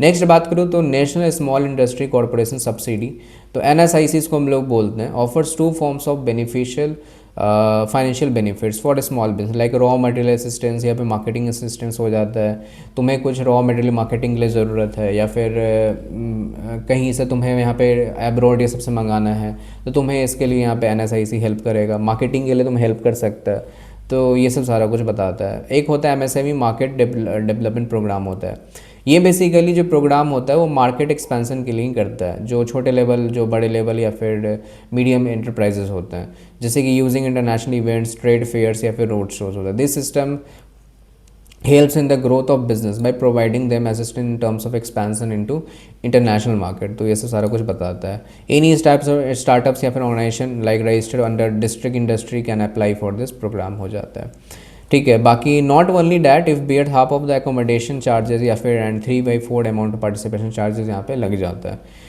तो ये भी बेसिकली तुम्हें अपना मार्केट एक्सपेंशन के लिए काफ़ी ज़्यादा ये स्कीम जो है तुम्हें प्रोवाइड करे। बाकी एक होता है मुद्रा लोन्स, इसके बारे में बहुत लोग जानते होंगे। मुद्रा लोन्स जो होता है ना, बेसिकली गवर्नमेंट ऑफ इंडिया का इनिशिएटिव है जो माइक्रो बिजनेस के लिए यहाँ पे फाइनेंस करता है। This programme was launched in the single motive paying the unfunded since most of the like time the small medium enterprises, तो ये सब सारा कुछ है। और नेक्स्ट होता है आपको स्वरोजगार क्रेडिट कार्ड, तो ये बेसिकली स्वरोजगार क्रेडिट कार्ड होता है। ये लोन्स प्रोवाइड करता है small time business like fishers, home maker या फिर ट्रैवल ऑपरेटर या फिर शॉपकीपर, जो छोटे businessman. Under this scheme small time businessman can take 25,000 का तक का लोन ले सकते हैं credit card as a facility में, और उनको पासबुक से प्रोवाइड किया था। बाकी एक होता है क्वायर उद्यमी योजना, इसको हम लोग बोलते हैं the primary objective of this scheme is build coir units through India. This coir board overseas this system which provides financial assistant 10 lakh तक का ये एलिजिबल, जो भी इसके एलिजिबल होता है। बाकी यहाँ पे individuals, entrepreneur, joint ventures, private institution, public private enterprise, ये सब सारे जो है इस स्कीम का बेनिफिट ले सकते हैं। नेक्स्ट बात करें तो रीफाइनेंसिंग बाय नाबार्ड। नाबार्ड तो बहुत लोग जानते होंगे। नाबार्ड जो होता है बेसिकली एग्रीकल्चर सेक्टर के लिए होता है। This programme launch by NABARD focus on providing refinancing to lending institution in the agriculture areas के लिए only. This aim to provide growth to the rural enterprise, ठीक है, जैसे कि यहाँ पे वेरियस हैंडीक्राफ्ट, मैन्युफैक्चरिंग इंडस्ट्रीज़, ठीक है, या फिर एग्रीकल्चर स्टार्टअप, तो वो सब ज़्यादा ग्रोथ कर सके तो वो सब के लिए। बाकी एक वो होता है वुमेन एंटरप्रेन्योरशिप प्लेटफॉर्म, जो बेसिकली वुमेंस के लिए बनाया गया है। जैसे कि यहाँ पे the government of India introduce a women entrepreneurship platform to promote women entrepreneurship, जैसे कि NITI Aayog is the primary driver behind this programme हो गया, तो boost morale of young and dynamic women, जिन वुमेन को यहाँ पे बिजनेस करना है। यहाँ पे 3 डिवीज़न में इसको बेसिकली किया गया, पहला होता है ज्ञान, इच्छा और कर्मा शक्ति, ठीक है। तो Ichchha Shakti aims to empower women to start a company, Gyan Shakti to favourable environment for setting up a business. बाकी where is the Karma Shakti provide practical help to like budding women entrepreneurs to start their own business हो गया। बाकी any form of organisation like be NGO corporation, तो वो सब सारे यहाँ पे जो led by women entrepreneur can apply under this programme हो जाता है।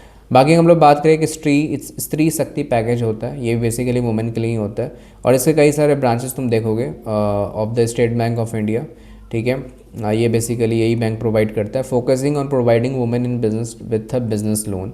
The biggest benefits of this like business loan, women 5 lakh तक का यहाँ पे लोन उठा सकती है without any like giving any collateral, ये सब या फिर कोई ऐसा प्रोटेक्शन ये सब देकर नहीं, ठीक है। बाकी यहाँ पे जो है सम कंसेशन ये सब प्रोवाइड किया जाता है, like such as having reduce rate of interest in the event like exceed 2 lakh से कम है तो ये सब सारा कुछ है। बाकी अगर हम लोग बात करें वेंचर कैपिटलिस्ट, एक कैपिटल स्कीम होता है, इसके बारे में आगे बताऊंगा कि वेंचर कैपिटलिस्ट क्या होता है। देखो वेंचर कैपिटल स्कीम होता है एक डन बाय स्मॉल फार्मर्स, अगर कोई कर रहा है तो उसको प्रोवाइड किया जाता है। This programme aims to improve agriculture production हो गया। Under this programme the small farmers agri business like consortiums helps in the development of agricultural market, और द मिनिमम वैल्यू जो बिजनेस 50 लाख का होना चाहिए to become eligible this programme. End to end energy होता है, किस इफ़िशेंसी स्कीम होता है, जिसके अंदर यहाँ पे बात करें 2016 में आया था, जो कि सिड भी यहाँ पे इनिशिएटिव शुरू करता है और जो गवर्नमेंट ऑफ इंडिया के द्वारा चलता है। इन्हीं माइक्रो स्मॉल या फिर मीडियम यहाँ पे बिजनेस यहाँ पे for 3 years and earning revenue for 2 years can avail of benefits under this scheme. However this scheme is design to support only energy efficient that like sustainable energy की बात करें, green energy तुम देख सकते हो, तो वो सब रिलेटेड यहाँ पे स्कीम काम करता है। एक नेक्स्ट होता है credit link capital subsidy scheme. ये क्या होता है? This scheme help like a small medium enterprise to improve their productivity through technological upgrades. Technological upgrades can be like attributed to different like processes and system related to the business such as like sales, marketing, delivery module, ये सब सारे तुम related यहाँ पे तुम ये scheme provide करता है जो भी तुम्हें इसमें दिक्कत है। The government of India launch the credit link capital to reduce the cost of production of जो छोटे बड़े यहाँ पे बिजनेस होते हैं, जो मीडियम इंटरप्राइज होते हैं, ठीक है। एक होता है स्टैंड अप इंडिया, ठीक है। तो बेसिकली जो the government of India started stand up India scheme 2016 में, ठीक है। It is launch to like sole aim like promoting entrepreneurship, मतलब जो छोटे बड़े जो गाँव में सबसे लोग आते हैं जिनको बिजनेस सब करना है, तो उनको लोन से सब प्रोवाइड करते हैं ये लोग। जैसे कि यहाँ पे ऐसा ही ले लो, can avail up to loans 1 crore this programme. बाकी this scheme enables loan up to 75% of total project cost तुम यहाँ पे कर सकते हो, कोई भी जिसको बिजनेस करना है। नेक्स्ट मैं बात करूँ यहाँ पे कुछ 20 ऐसे बेस्ट गवर्नमेंट स्कीम्स हैं फॉर स्टार्टअप्स इन इंडिया 2024 में, तो तुम इसके बारे में समझ सकते हो। जैसे कि यहाँ पे पहला हो जाता है स्टार्टअप इंडिया स्कीम, जैसे मैंने बताया कि यहाँ पे तुम्हें फंडिंग, टैक्स बेनिफिट सब मिलता है। एक होता है मुद्रा स्कीम, मुद्रा योजना स्कीम हो जाता है, जो कि स्मॉल और माइक्रो इंटरप्राइजेज या फिर स्टार्टअप जिसको करना है 10 लाख तक इसको लोन दिया जाता है। बाकी स्टैंड अप इंडिया स्कीम मैंने बताया कि promote entrepreneurship among human SC ST entrepreneur जो कि लो कास्ट सबसे आते हैं। अंडर द स्कीम वो 1 करोड़ तक यहाँ पे लोन के लिए एलिजिबल होता है। बाकी अटल इनोवेशन एक होता है, इनोवेशन मिशन होता है, जिसको हम लोग बात करें तो यहाँ पे to promote innovation entrepreneurship in the country, और यहाँ पे कई सारे फंडिंग, मेंटरशिप हो जाता है या फिर अदर सपोर्ट ये सब प्रोवाइड किया जाता है। नेक्स्ट मैं बात करूँ इलेक्ट्रॉनिक डेवलपमेंट फंड, जिसको हम लोग बोलते हैं EDF, ठीक है। यहाँ पे भी आपको मतलब कई सारे जो हैं यहाँ पे फाइनेंशियल असिस्टेंस दिया जाता है, जाके इक्विटी, डेट के सब के थ्रू हो गया। और देन अगर हम लोग बात करें प्रधानमंत्री मुद्रा लोन योजना, इसको ही बोलते हैं, जिसको this scheme like loans to small and micro enterprises including startup for their business needs. The loans can be avail without any collateral, तुम्हें ऐसा यहाँ पे कोलेटरल देने की ज़रूरत नहीं। ये भी स्कीम काफ़ी ज़्यादा पॉपुलर है। Like working capital, buying machinery, या फिर तुम्हें रॉ मटेरियल परचेज करना है तो उसमें काफ़ी हेल्प होगा। एक होता है NEA नेशनल एंटरप्रेन्योरशिप अवार्ड्स। ये क्या होता है? ये बेसिकली इंस्टीट्यूट होता है by ministry of skill development. ये जो भी आउटस्टैंडिंग एंटरप्रेन्योर्स होते हैं उनको मतलब रिवॉर्ड्स हो गया देने का, ऑर्गेनाइजेशन डैट है significant contribution in the entrepreneurship development in India. बाकी एक मेक इन इंडिया इनिशिएटिव हो गया, जिसको मान लेते हैं कुछ मैन्युफैक्चरिंग ये सब के सेक्टर में बूस्ट लाने के लिए, वो सब के तहत ये स्कीम काम करती है। कोरोना के टाइम पे ये स्कीम बहुत चला था, मेक इन इंडिया मतलब आत्मनिर्भर भारत। यहाँ पे skill development, making India scheme, incentive and support, setting up manufacturing units, ये सब सारा कुछ है। जैसे कि आजकल तो मोबाइल सेक्टर में देख रहे हो, स्मार्टफोन कंपनी आजकल सैमसंग, वीवो, ओप्पो, सब लोग दिल्ली साइड, नोएडा साइड में ये लोग अपना प्लांट लगा रहे हैं। एक हो जाता है नेशनल रूरल लाइवलीहुड्स मिशन। ये होता है बेसिकली 2011 में ये मिशन आया था, जो कि रूरल डेवलपमेंट में वर्क करता है, जो गांव ये सब के लिए। This plan promoting self employment rural house holds के लिए करता है। एक होता है प्रधानमंत्री एम्प्लॉयमेंट जनरेशन प्रोग्राम जिसको कहते हैं PMEGP, जो कि बेसिकली रूरल एम्प्लॉयमेंट के लिए ये भी सेम ही चीज़ है। बाकी माइक्रो छोटे बड़े छोटे बिजनेसेस सब होते हैं रूरल एरिया में, अर्बन एरिया ये सब के लिए भी, तो इसमें वो काम करता है। Credit guarantee fund scheme for startup, ये बहुत इंपॉर्टेंट स्कीम्स मैं बता रहा हूँ, अच्छे से सुनना। तो इस स्कीम के अंदर तुम यहाँ पे क्रेडिट फैसिलिटी ये सब अवेल कर सकते हो विदाउट एनी कोलेटरल इस सब के लिए। बाकी थर्ड पार्टी नहीं, कोई भी गारंटी नहीं चाहिए यहाँ पे। नेक्स्ट बात करूँ तो यहाँ पे technology business incubator TBI scheme देख सकते हो। TBI basically with necessary infrastructure, mentoring, networking या फिर other support services to help them grow. Okay बाकी एक होता है BIRAC, biotechnology ignition grant, big scheme जिसको बोलते हैं, एम्ड एट बायोटेक स्टार्टअप्स। ठीक है, this scheme provide early stage funding, ये सब के लिए सपोर्ट करता है। नेक्स्ट बात करूँ तो national SC/ST hub, this initiative aims to support to entrepreneurs to SC/ST cards से लोग आते हैं। बाकी नेक्स्ट बात करूँ export promotion capital goods scheme इसको बोलते हैं। Startup engage in the export oriented activities can avail duty free imports of capital goods under this scheme. तो जो भी लोग मतलब यहाँ पे इंपोर्ट ये सब सामान ये सब कराना, तो तुमको ड्यूटी ये सब मतलब टैक्सेस सब नहीं लगता है यहाँ पे। एक होता है उद्योग आधार, यहाँ पे रजिस्ट्रेशन होता है। This scheme provides a unique identify to micro small medium enterprises.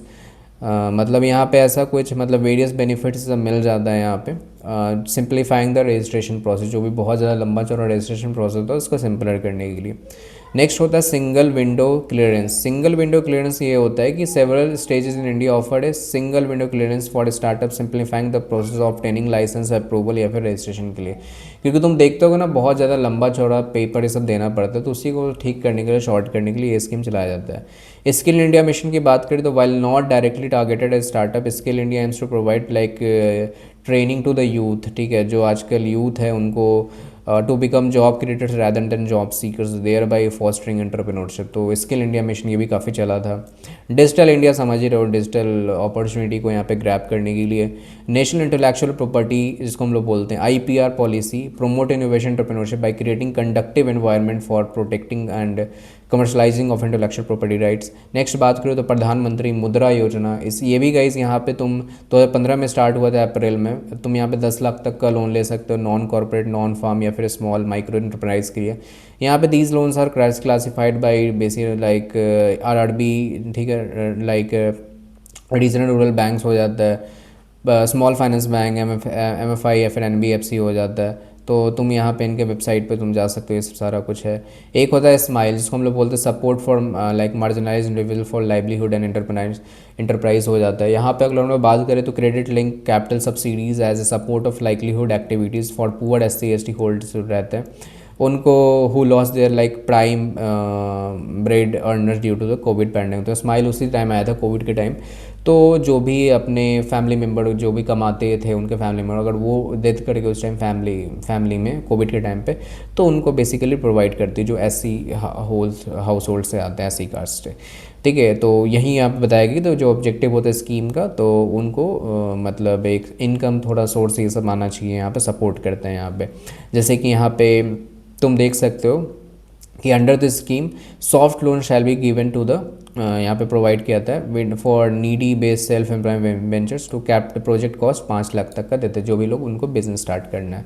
अब यहाँ पे कुछ एलिजिबिलिटी बताया गया कि मेंबर शुड बी SC का कास्ट, 3 लाख तक का उनका फैमिली इनकम होना चाहिए। बाकी immediate relative of the person who died, जो कोविड में डाइड करे तो उनके लिए। बाकी हम लोग बात करें नेक्स्ट बिजनेस मॉडल क्या होता है, यहाँ से भी क्वेश्चंस आते हैं। तो बिजनेस मॉडल एक तरह से फ्रेमवर्क होता है जो बताता है कि कंपनी का बेसिकली क्या कंपनी है, डिलीवर्स क्या करता है कंपनी, और किस मतलब क्या वैल्यू है कंपनी का, वही चीज़ बताते हैं। Defines offering and revenue stream that business uses to operate and achieve profitability. और अगर हम लोग बात करें in simple terms, it explain how business makes money and sustain itself in the market. जैसे रिलायंस का तुम ले लो, DMart हो गया, ओके, और बाकी अमेज़ॉन, फ्लिपकार्ट, ये सब क्या है एक तरह से बिजनेस मॉडल जो ऑलरेडी हम लोग सब लोग जानते हैं इसका। टाइप्स ऑफ बिजनेस मॉडल की बात करें तो प्रोडक्ट बेस्ड बिजनेस मॉडल जैसे एप्पल सेलिंग iPods, iPads, तो सब लोग जानते हैं इसको। सर्विस बेस्ड में तुम बहुत सारा देख सकते हो, ओला कैब्स, ऊबर तुम ले सकते हो, और यहाँ पे कंसल्टिंग फर्म्स ले सकते हो, salons, repair, beauty parlours. Subscription model में तुम बेस्ट है, यहाँ पे नेटफ्लिक्स तुम देख सकते हो, सर्विसेज यहाँ पर प्रोवाइड करता है। फ्रीमियम मॉडल में तुम यहाँ पे offering basic services for free and charging for the advance features. कुछ फीचर्स तुम्हें फ्री देते हैं और कुछ चीज़ें यहाँ पे तुम यहाँ पे उनका जो चार्ज करते हैं, जैसे कि यहाँ पे ड्रॉप बॉक्स, लिंक्डइन, और आजकल यूट्यूब भी हो गया है, जोमेटो, मतलब सभी कुछ तो आजकल बेसिक फीचर है। बोलते हैं कि तुम यार जोमेटो में भी तुम अगर तुमको फ्री डिलीवरी और भी चाहिए तो तुम उसका गोल्ड यहाँ पे जोमेटो में ज्वाइन कर सकते हो, गोल्ड मेंबरशिप प्लान, तो इस सभी कर सकते हो। फ्री में मॉडल होता है। बाकी मार्केट प्लेस मॉडल हो जाता है, connecting buyers and sellers platform and earning revenue through the commissions हो जाता है। अमेजॉन, ईबे, तो मार्केट प्लेस मतलब जैसे कि बायर्स एंड सेलर्स यहाँ पे आ जाते हैं। जैसे कि यहाँ पे तुम बेस्ट कर सकते हो कि इंडिया मार्ट हो गया, ठीक है, या फिर तुम एफिलिएट मार्केटिंग यहाँ पे कर सकते हो। तो connecting buyer and sellers at platform and earning revenue through commissions और फीस, ये सबसे कर सकते हो। इंडिया मार्ट तो इसका बेस्ट एग्जांपल है। अमेजॉन, ईबे हो गया, अमेजॉन का एफिलिएट प्रोग्राम कर सकते हो। एडवर्टाइजमेंट मॉडल, एडवर्टाइजिंग मॉडल हो गया, जैसे कि तुम फ्री कंटेंट या फिर सर्विसेज मैं यूट्यूब के थ्रू कर रहा हूँ, तो ये एडवर्टाइजिंग मॉडल्स है। फ्रेंचाइजी मॉडल, जैसे कि यहाँ पे licensing to the rights to use business brand products and process to another party. देखो फ्रेंचाइजी मॉडल ये होता है कि मान लेते हैं कि मुझे अगर फ्रेंचाइजी लेना है, मान लेते हैं कि मुझे डोमिनोज का फ्रेंचाइजी लेना है, तो मैं उसके नाम का एक आउटलेट ओपन कर सकता हूँ, उसी का मैं रिसोर्स यूज़ करूँगा और उसी के जो भी पिज़्ज़ा ये सब जो भी वहाँ पे मेन्यूज़ सब रहते हैं मैं उसी का यूज़ करूँगा, ठीक है। वही लोग यहाँ पे प्रोवाइड करते हैं, ठीक है, सिंपली। तो ये होता है बेसिकली यहाँ पे फ्रेंचाइजी यहाँ पे मॉडल इसको हम लोग कहते हैं, ठीक है। तो फ्रेंचाइजी मॉडल सिंपली होता है कि हम लोग उसी के मतलब एज जो भी चीज़ें हैं हम लोग यूज़ करते हैं। जैसे मान लेते हैं कि मैकडोनल्ड्स यहाँ पे सबवे, तो उसी का यहाँ पे ब्रांड नेम ये सब सारा कुछ रहता है, बट हम लोग उसके नाम पे हम लोग आउटलेट सब ओपन कर सकते हैं। बाकी यहाँ पे जो प्रॉफिट है सब शेयर होता है वहाँ पे, मान लेते हैं कि उसका 60% है तो हम लोग का 40% होगा। तो फ्रेंचाइजी मॉडल भी काफ़ी लोग चलता है। अगर आपको अपना बिजनेस स्टार्ट नहीं करना तो आप फ्रेंचाइजी ले सकते हो जो भी वेल एस्टैब्लिश्ड बिजनेस के हैं, जैसे कि डोमिनोज, मैकडोनल्ड्स, ये सब के। एक होता है एग्रीगेटर मॉडल। एग्रीगेटर मॉडल क्या होता है? एग्रीगेटिंग प्रोडक्ट्स और services from multiple providers and offering them under one brand हो जाता है। जैसे कि उबर हो जाता है, एयरबीएनबी, तो ये सब कई सारे आपको सर्विसेज प्रोवाइड करते हैं। उबर तो आजकल ईट्स में भी आ गया, मतलब खाने पीने मामले में कई सारे आपको मल्टीपल्स इसका सर्विस मॉडल्स हो जाता है। ई कॉमर्स मॉडल हो गया, Flipkart, Amazon. On demand model, Swiggy, Zomato आजकल क्विक कॉमर्स बेस्ट एग्जांपल है। लाइसेंसिंग मॉडल, जैसे कि यहाँ पे तुम देख सकते हो, allowing others to use intellectual property rights for a fee. Microsoft का तुम्हें पावर पॉइंट यूज़ करना है, तुमको उसको फ़ी देना पड़ेगा। कई सारे ऐसे नोट्स मेकिंग प्लेटफॉर्म होते हैं, उसके लिए तुमको फ़ी देना पड़ेगा। तो यही सब सारी चीज़ होती है। बाकी डायरेक्ट सेल्स मॉडल हो जाता है, selling product directly to the customer without any intermediate, जैसे कि इंडिया मार्ट बेस्ट एग्जांपल है। तुम अमेज़ॉन हो जाता है तो डायरेक्टली तुम अपने कस्टमर्स तक को पहुंचा सकते हो। पे एज यू गो मॉडल होता है कि charging customer based on users. तो जैसे डिश टीवी D2H हो गया ना आजकल, जैसे होता है जितना तुम यूज़ करो उतना तुम्हें बिल देना ये सब पड़ेगा। जैसे कि आजकल इलेक्ट्रिसिटी बिल जितना तुम यूज़ करो उतना तुम मतलब उतना तुम पे करो, ठीक है। तो वही चीज़ होता है। बाकी क्राउड सोर्सिंग मॉडल क्या होता है? जैसे तुम यहाँ पे लार्ज अमाउंट ऑफ पीपल से मतलब यहाँ पे कंट्रीब्यूट करते हो, गैदरिंग कंट्रीब्यूशन, जैसे कि स्टार्टर, विकीपीडिया, तुम वहाँ पे जाके कंट्रीब्यूट ये सब कर सकते हो। हाइब्रिड मॉडल क्या होता है वो समझ लेते हैं। हाइब्रिड मॉडल कंबाइनिंग टू और more business model to create value, जैसे कि अमेजॉन में ई कॉमर्स या फिर सब्सक्रिप्शन विद प्राइम मेंबरशिप, तो ये हाइब्रिड मॉडल होता है, दो चीज़ें एक साथ चल रहे हैं। बाकी अगर हम लोग बात करें फिजिबिलिटी स्टडी क्या होता है ये समझ लेते हैं। फिजिबिलिटी स्टडी होता है कि कॉम्प्रिहेंसिव असेसमेंट होता है of the potential and viability of a proposed project or business venture. The primary focus of feasibility study to determine whether a business idea is achievable and evaluate its profit. मतलब feasibility study क्या होता है? एक तरह से मतलब मान लीजिए कि मैंने ही कोई बिजनेस आइडिया निकाला, अगर वो मेरा आइडिया काम करेगा तभी तो बिज़नेस चलेगा ना, उसका फिजिबिलिटी टेस्ट तो करूँगा, ठीक है। मतलब वो चलने वाला है कि नहीं, प्रॉफिट उसमें होने वाला है कि नहीं, अचीवेबल है कि नहीं, उसका गोल है सब, तो वो उसको बोलते हैं फिजिबिलिटी टेस्ट होता है। तो यहाँ पे तुम्हारा रिस्क ये सब आ जाता है, ठीक है।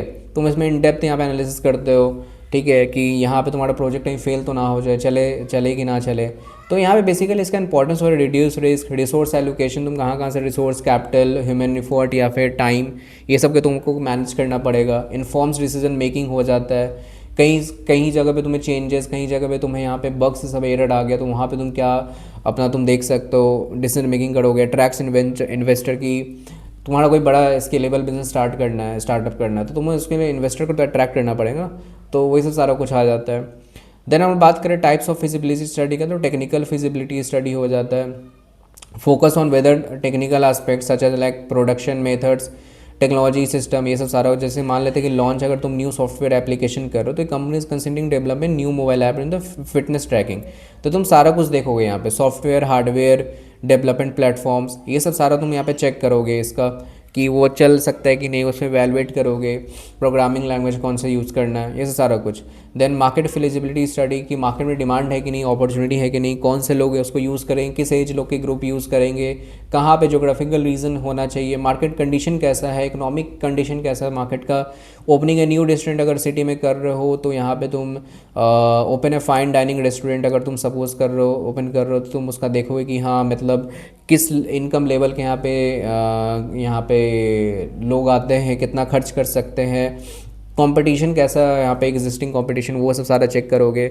देन बात करें तो फाइनेंशियल फिजिबिलिटी स्टडी करोगे कि हाँ तुम जो प्रोजेक्ट किए हो कि हाँ मुझे इतना प्रॉफिट होना चाहिए, अगर वो मीट नहीं कर रहा तुम वहाँ पे देखोगे हाँ हम लोग का क्या क्या चीज़ और यहाँ पे इम्प्लीमेंट कर सकते हैं। तो यही सब सारे चीज़ हो जाते हैं, रेवेन्यू प्रोजेक्शन, ये सब, जैसे कि स्टार्टिंग स्मॉल रिटेल बिजनेस, तो सारा कुछ देखना पड़ता है नहीं क्या क्या चीज़ें कर सकते हैं हम लोग।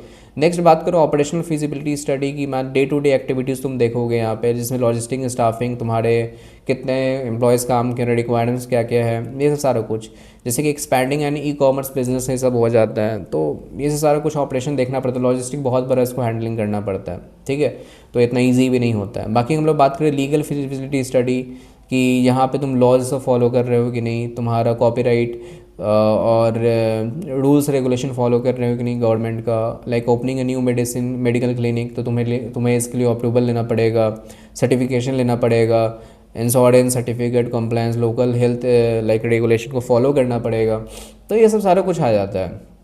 नेक्स्ट बात करें एनवायरमेंटल फिजिबिलिटी स्टडी, तुम इन्वायरमेंट को तुम ठेस नहीं पहुंचा रहे, मान लेते कोई फैक्ट्री ही खोल रहे हो तो धुआं ये सब आएगा तो सबको तो उससे इफेक्ट करेगा, तो सस्टेनेबल वे ऑफ कंप्लाई में इन्वायरमेंटल रेगुलेशंस, गवर्नमेंट से अप्रूवल लेना पड़ेगा। मान लेते कि मैन्युफैक्चरिंग प्लांट को ओपन कर रहे हो तो बहुत सारा चीज़ सोचना पड़ता है यहाँ पे, ठीक है, water usage, energy consumption, pollution, waste management, ये सब सारा कुछ तुम्हें देखना पड़ेगा। कुछ भी गलती हुआ तो तुम्हारे ऊपर पेनल्टी आएगा या फिर बंद भी हो सकता है। कुछ बेनिफिट्स बताया गया है फिजिबिलिटी स्टडी, जैसे कि इन्फॉर्म डिसीजन मेकिंग, तुम यहाँ पे अच्छे से डिसीजन मेकिंग कर सकते हो, कॉस्ट एफिशिएंसी हुआ, तुम पहले से प्री प्लान रहोगे, इन्वेस्टर कॉन्फिडेंस रहेगा, और तुम्हारा बिजनेस सही चल रहा है तो इन्वेस्टर भी उसमें पार्टिसिपेट करेंगे। तुम ही अगर लो फील करोगे या फिर तुम्हारे बिजनेस अच्छा नहीं चल रहा है तो इन्वेस्टर क्यों ही उसमें पैसा इन्वेस्ट करेंगे। रिस्क मिटिगेशन होता है तो रिस्क काफ़ी कम हो जाता है। लिमिटेशन सब कुछ होते हैं जैसे कि एक्यूरेसी और प्रोजेक्शन, कोई भी ना हम लोग फ्यूचर नहीं देख सकते हैं। आज मैंने स्टार्टअप शुरू किया, मुझे थोड़ी पता कि वो चलेगा नहीं चलेगा, मैं जितना एफर्ट कर सकता हूँ वो कर लूँगा, बट कोई ज़रूरी नहीं है कि मेरा जो प्रोजेक्शन है वो पूरा एक्यूरेट ही हो, किसी का एक्यूरेट नहीं होता है, समझ रहे हो। टाइम एंड कॉस्ट ये भी मैटर करता है, कम समय बदल जाए, कब कोई न्यू कंपटीशन आ जाए, तुम्हारा बिजनेस ठप हो जाए, कितना कॉस्ट आगे लगने वाला है अभी पता नहीं, जितना प्रोजेक्ट की उससे ज़्यादा लग गया तब क्या करोगे। एक्सटर्नल फैक्टर्स भी होते हैं, गवर्नमेंट का रूल्स रेगुलेशन चेंज हो गया तब तुम क्या करोगे, ठीक है, पैंडेमिक ये सब आ गया तब तुम क्या करोगे, बिजनेस ठप हो जाएगा, बंद भी करने का नौबत आ सकता है, ये सारा कुछ है। अब हम लोग बात करते हैं यहाँ पे एमएसएमई क्या होता है, तो मैंने ऑलरेडी बताया कि एमएसएमई जो होता है माइक्रो स्मॉल मीडियम एंटरप्राइज होता है, ठीक है। यहाँ पे स्टार्टअप से सब सारे इंक्लूड होते हैं, बिजनेस इनिशिएटिव ये सब इंक्लूड होते हैं, कि एमएसएमई एक ऐसा सेक्टर है कि एक तरह से डायनेमिक सेक्टर्स को बोल सकते हो। बहुत लोग यहाँ पे बिजनेस सब करना स्टार्ट करते हैं एमएसएमई के थ्रू। एमएसएमई एक क्रूशियल, मतलब not only play a crucial role but large employment opportunity भी काफ़ी देता है लोअर कैपिटल कॉस्ट पे, जिसको बिजनेस से स्टार्ट करना है। जैसे मैंने बताया कि यहाँ पे माइक्रो लेवल है, जैसे कि investment in plant and machinery equipment हो जाता है 1 करोड़ तक का, यहाँ पे not more then 1 crore annual turnover यहाँ पे होना चाहिए, and not more then ₹5 crore यहाँ पे उनका होना चाहिए। बाकी स्मॉल में बात करें तो investment plan machinery not more than 10 crore और एनुअल जो टर्नओवर होना चाहिए नॉट मोर देन 50 करोड़।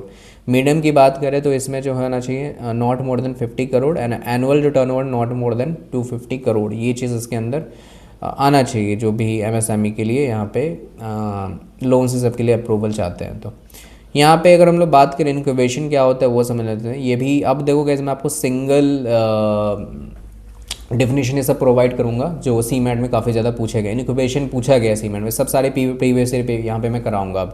अब जितने जो आएंगे सारे कुछ जो है प्रीवियस से पेपर से सारे रिलेट करते हुए डेफिनेशन आएंगे, समझना है यहाँ से। इनक्यूबेशन क्या होता है, एक तरह से बिजनेस कॉन्टेक्स्ट होता है, प्रोसेस ऑफ नर्चरिंग और supporting startups on the early stage business होता है, विद रिसोर्स, मेंटरशिप, गाइडेंस, सब सारा कुछ प्रोवाइड किया जाता है। This is typically done through business incubators, उनको मतलब हेल्प किया जाता है बेसिकली इसके थ्रू। एक होता है सोल प्रोप्राइटरशिप। सोल प्रोप्राइटरशिप का मतलब होता है खुद का मालिक। अगर मैं ठेला लगा रहा हूँ गुपचुप का तो मैं खुद का मालिक हूँ। लॉस हो रहा है मुझे उसके लिए देखना पड़ेगा, प्रॉफिट हो रहा है तो सब मुझे ही मिलेगा, जो भी कुछ करना है बिजनेस के लिए सब मैं ही हूँ, करता धरता मैं ही हूँ, तो उसको बोलते हैं sole proprietorship. A business owned and manage by a single individual. ठीक है। पेटेंट क्या होता है, पेटेंट होता है कि legal protection granted to investors होता है for their new invention, giving them like rights होता है use, sale, distribute an invention for a like certain period, usually 20 years का। तो पेटेंट होता है, मान लीजिए मैंने कुछ इन्वेंशन किया तो मेरे नाम पे रहेगा ना, तो पेटेंट मैंने करा लिया। इलेक्ट्रिक कार से सबका, फार्मास्यूटिकल ड्रग जो मान लें दवाई मैंने बनाया टैबलेट, तो मेरे नाम पे पेटेंट है, कुछ भी हुआ तो मुझे ही समझना है। लाइसेंस क्या होता है, तुम मान लेते हैं ये बेसिकली एक तरह से लीगल एग्रीमेंट होता है, जैसे कि ड्राइविंग लाइसेंस हो जाता है। इंटेलेक्चुअल प्रॉपर्टी या फिर product allows another party to use under specific condition. तो ड्राइविंग लाइसेंस इसलिए ना बनाते हैं हम लोग ताकि गाड़ी ये सब चला सकें। माइक्रोसॉफ्ट का लाइसेंस होता है जाके तुम पीपीटी वर्ड ये सब यूज़ कर सको। कॉपीराइट होता है कि बेसिकली तुम्हारे तरफ ऑथरशिप हो जाता है, लाइक लिटरेचर, म्यूज़िक, आर्ट होता है ना। कॉपीराइट स्ट्राइक यूट्यूब पे मिलता है, जिसका जो चीज़ होता है तुम उसका यूज़ नहीं कर सकते, वो होता है कॉपीराइट। नॉवेल, सॉन्ग, ये सब का सारा। बाकी एक होता है यहाँ पे ट्रेडमार्क। ट्रेडमार्क बेसिकली होता है कि ट्रेडमार्क प्रोटेक्ट्स वर्ड, सिंबल्स या फिर लोगोज या फिर slogans that identify and distinguish source of goods and service. तो ट्रेडमार्क जैसे तुम देखोगे मेरा लोगो है मेरे चैनल का, तो वो मेरा शो करता है, वो मेरा चैनल है। तो इस तरीके से ट्रेडमार्क बेसिकली आइडेंटिफाई करता है। जैसे लोगो हो जाता है नाइकी का, एडिडास का 3 लाइन्स हो जाता है, तो वो सब ट्रेडमार्क कोई और यूज़ नहीं कर सकता है। एक होता है बूट स्ट्रैपिंग। बूट स्ट्रैपिंग होता है basically starting and running a new business होता है। ठीक है। यूजिंग एन ओन सेविंग और इंटरनल फंडिंग। बोलते हैं ना कि शार्क टैंक में जाते हो तो पूछते हैं आपने बिजनेस बूट स्ट्रैप है क्या, तो मतलब खुद से स्टार्ट किया, खुद का अपना पैसा लगाया, तो वो होता है बूट स्ट्रैप बिजनेस। जैसे कि तुम अपने इन्वेस्टमेंट से स्मॉल कैफे से ओपन कर रहे हो। ठीक है, ये सब है। एक होता है क्राउड फंडिंग। क्राउड फंडिंग 2 तरह से होता है, ऑनलाइन भी कर सकते हो आजकल या फिर ऑफलाइन भी कर सकते हो। क्राउड फंड मतलब अगर तुम्हें पैसों की ज़रूरत है, अगर मान लेते कोई नीडी पीपल है जिसको कुछ बीमारी ये सब हो गया, तो देखते हो ना आजकल क्राउड फंडिंग होता है, तो उसके लिए यूज़ करते हैं। नंबर्स ऑफ पीपल्स यहाँ पे इन्वेस्ट करते हैं। ओके, नेक्स्ट हम लोग बात करें पाइवट। पाइवट क्या होता है, पाइवट होता है एक तरह से pivot is a strategic change in the company business model, like product या फिर टारगेट। ये लास्ट ईयर ही आया था पाइवट। एक तरह से मतलब कुछ अगर बिजनेस मॉडल इस हमें कुछ चेंज करना है, कुछ ज़्यादा प्रोडक्ट में या फिर वो चल नहीं रहा है तो उसमें कुछ चेंजिंग ये सब लाना, डेवलप करना है। A food delivery app shifting to the focus from restaurant to grocery delivery, जैसे कोई कॉमर्स में हो गया आजकल, तो वो पाइवट हो गया। बेंच मार्किंग क्या होता है, बेंच मार्क समझते हो, बेंच मार्क सेट किया, मुझे इतना टारगेट कंप्लीट करना है। Benchmark is the process of comparing organisation performance, कि उसका कैसा परफॉर्मेंस है, और like product against industry standards और best practice from the other organisation to identify areas for the improvement. जैसे एग्जांपल तुम बहुत सारे यहाँ पे कंपनी का देख सकते हो कि उसका बेंचमार्क्स होता है, हमें से जोमेटो से भी किसी का ही परफॉर्मेंस तुम देख सकते हो। आउटसोर्सिंग क्या होता है, आउटसोर्सिंग बहुत अच्छा होता है, मैं समझाया था। आउटसोर्सिंग बेसिकली क्या होता है कि मान लेते हैं कि मुझे डिजिटल मार्केटिंग करना है, बट मेरे पास फाइनेंस का टीम है, बट मुझे मेरे टीम में कोई भी डिजिटल मार्केटिंग का बंदा नहीं, तो मैं क्या करूँगा, एक अदर कंपनीज के आउटसोर्स कराऊंगा। मतलब उसके जो बंदा डिजिटल मार्केटिंग की टीम है, तो मैं उसको बोलूँगा यार तुम मेरे लिए ये मेरा काम कर दो, तो मैं उसको आउटसोर्स किया, मतलब दूसरी कंपनी से वो मैंने हायर किया वहाँ पे अपने अंदर, तो वो मेरा काम कर रहा है वहाँ बैठ के, तो वो हो गया आउटसोर्सिंग। थर्ड पार्टी के थ्रू मैं ये करा रहा हूँ बेसिकली, ये चीज़ें बताया गया। Outsourcing refer to the hiring external organization or third party vendors to perform tasks, handle operations and provide services that hiring organization previously conducted in the house। जैसे कि software company outsourcing in its customer service operation to a call centre in another country. ऐसे call centre में तुम देख सकते हो Amazon का मान लें कंसेंट्रिक्स है, तो कंसेंट्रिक्स अमेजोन के प्रोसेस पे काम कर रही है, तो अमेजोन के बिहाफ पे वो क्या कर रही है, जो आजकल हायरिंग किया जाता है ना इनवॉइस में, वॉइस प्रोसेसिंग में, तो आजकल जो भी टैलेंट है सब हायरिंग किया जाता है, तो कंसेंट्रिक्स कंपनी है बट वो अमेजोन के लिए काम कर रही है, तो आउटसोर्स की हुई है। अमेजोन क्या की कंसेंट्रिक्स को आउटसोर्स की है को अपने कॉलिंग फीचर्स के लिए, जो भी हमारे कस्टमर केयर का सपोर्ट है, तो ये होता है बेसिकली आउटसोर्सिंग होता है। एक होता है ट्रेड सीक्रेट, ये भी 2025 में आया हुआ है। ट्रेड सीक्रेट क्या होता है कि इसे कॉन्फिडेंशियल बिजनेस इन्फॉर्मेशन होता है, like formulas, process, strategies that provides a competitive advantage and it kept secret from the public. ठीक है, जैसे कि मान लेते हैं कि कोका कोला अपना कोक बनाने का सीक्रेट किसी को नहीं पता है, पेप्सी किसी को नहीं पता है, उसी तरह मैकडोनल्ड्स का हो जाता है, KFC का हो जाता है, किसी को नहीं पता उसको चिकन कैसे बनता है, बट ये आजकल सबको पता है, बट उसका फार्मूला किसी को नहीं पता होता है। तो यही चीज़ मैंने बताया, कोको कोला बेस्ट एग्जाम्पल है। एक होता है क्वालिटी सर्कल। क्वालिटी सर्कल होता है कि is a small group of employees who regularly meet to discuss and propose solution to work place problem, कि अगर कुछ प्रॉब्लम है सब आ रही है वर्क प्लेस पे, तो उसको कैसे इंप्रूव किया जाए, कैसे एफिशिएंसी ये सब लाया जाए। कि कुछ कार मैन्युफैक्चरिंग प्लांट्स में ये सब कुछ क्वालिटी सर्कल होता है। डिले ये सब अगर कुछ आ रहा है तो उसको कैसे चेंज कर सके उसके लिए। एक होता है डेवलपमेंट कैपिटल होता है। डेवलपमेंट कैपिटल होता है referring to the funding provided to the establish business और प्रोजेक्ट्स टू द एक्सटेंड और इंटर न्यू मार्केट। तो डेवलपमेंट कैपिटल के लिए मान लेते कोई एग्जिस्टिंग कंपनी है, वेल एस्टैब्लिश कंपनी, उसको फंड प्रोवाइड करना ताकि वो और भी एक्सपैंड कर सके। ठीक है, तो ये सब सारी चीज़ें हैं। बाकी एक होता है ह्यूमन कैपिटल। ह्यूमन कैपिटल होता है कि refers to the collective skills, knowledge, experience and ability proposed by employees that contribute to the organisation productivity and economic value. Human capital ये होता है कि एक तरह से जो भी उसका स्किल्स, नॉलेज है बाय द एम्प्लॉयज़ की, वो कैसे ऑर्गेनाइजेशन में कंट्रीब्यूट कर सकता है, उसके आइडियाज़, उसके रिव्यूज़, उसके प्रोडक्टिविटी। तो बेसिकली ह्यूमन कैपिटल्स ये सब क्या आता है जो ऑर्गेनाइजेशन को बेनिफिट करता है। जैसे कि एक tech company invest in the training programmes to the employees ताकि उसका इन्हांस हो सके programming skills, increasing innovation, productivities, ये सब सारा कुछ है। एक होता है स्ट्रक्चर्ड कैपिटल। स्ट्रक्चर्ड कैपिटल क्या होता है कि structured capital refers to a mix of debt and equity. ठीक है, कि funding customise to meet the specific financial needs of a business. ठीक है, तो वो होता है स्ट्रक्चर्ड कैपिटल, कि डेट और इक्विटी का बेसिकली मिक्स्ड फॉर्मेशन होता है। It is design to optimise financing for growth, acquisition और रीस्ट्रक्चरिंग होता है। एग्जाम्पल जैसे कि startup secures structured capital consisting on convertible date loans date can be convert into equity. तो ये सब कुछ एक तरह से स्ट्रक्चर्ड कैपिटल होता है। मैंने लोन्स को वो इक्विटी में चेंज कर दिया। होता है ना, साथ में जानते हो कि मैं तुम्हें लोन दे रहा हूँ, बट कोई बोलता नहीं आप मुझे इक्विटी दो, तो इस तरह से इसको बोल सकते हो। सीड कैपिटल क्या होता है, बहुत अच्छा होता है। Seed capital basically initial funding होता है जो provided for the to a startup और एंटरप्रेन्योर। ठीक है, तो उसको हम लोग बोलते हैं seed funding. To develop an idea, to create a prototype, to launch the. मान लेते हैं कि मेरे पास प्रोटोटाइप है, बीटा वर्जन है, मैं शार्क टैंक में गया, मुझे चाहिए सीड फंडिंग। मैं उनसे एक छोटा सा बस कुछ अमाउंट चाहता हूँ ताकि मैं अपना बिजनेस स्टार्ट कर सकता हूँ, उसको बोलते हैं सीड फंडिंग।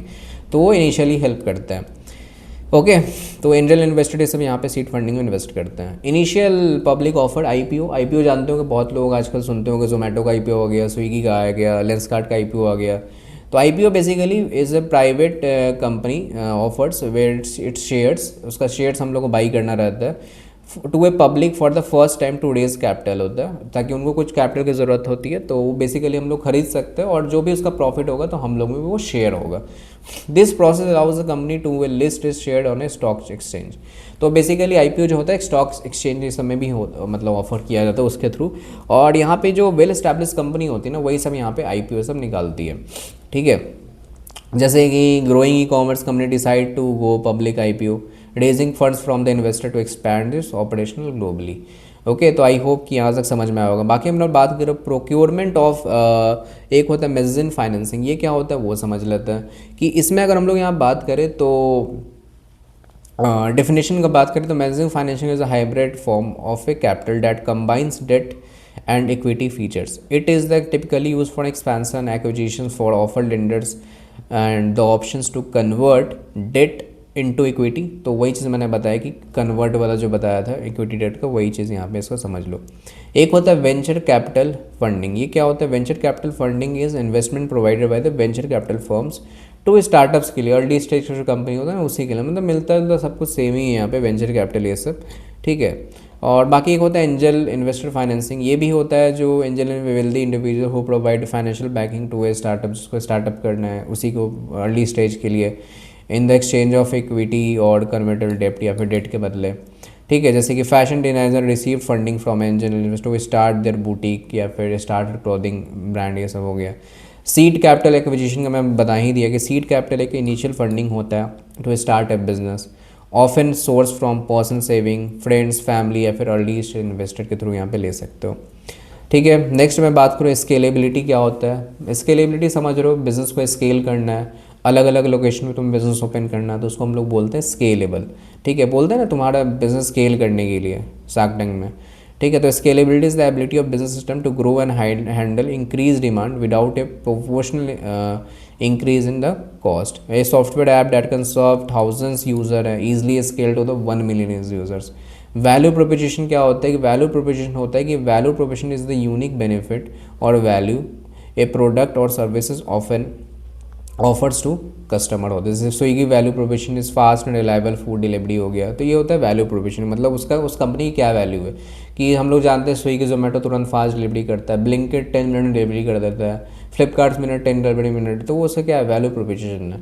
ठीक है, देन हम लोग बात करें लीन स्टार्टअप क्या होता है। लीन स्टार्टअप होते हैं एक तरह से focus on experimentation, customer feedback या फिर बिल्डिंग प्रोडक्ट्स, ये सब के लिए होता है लीन स्टार्टअप।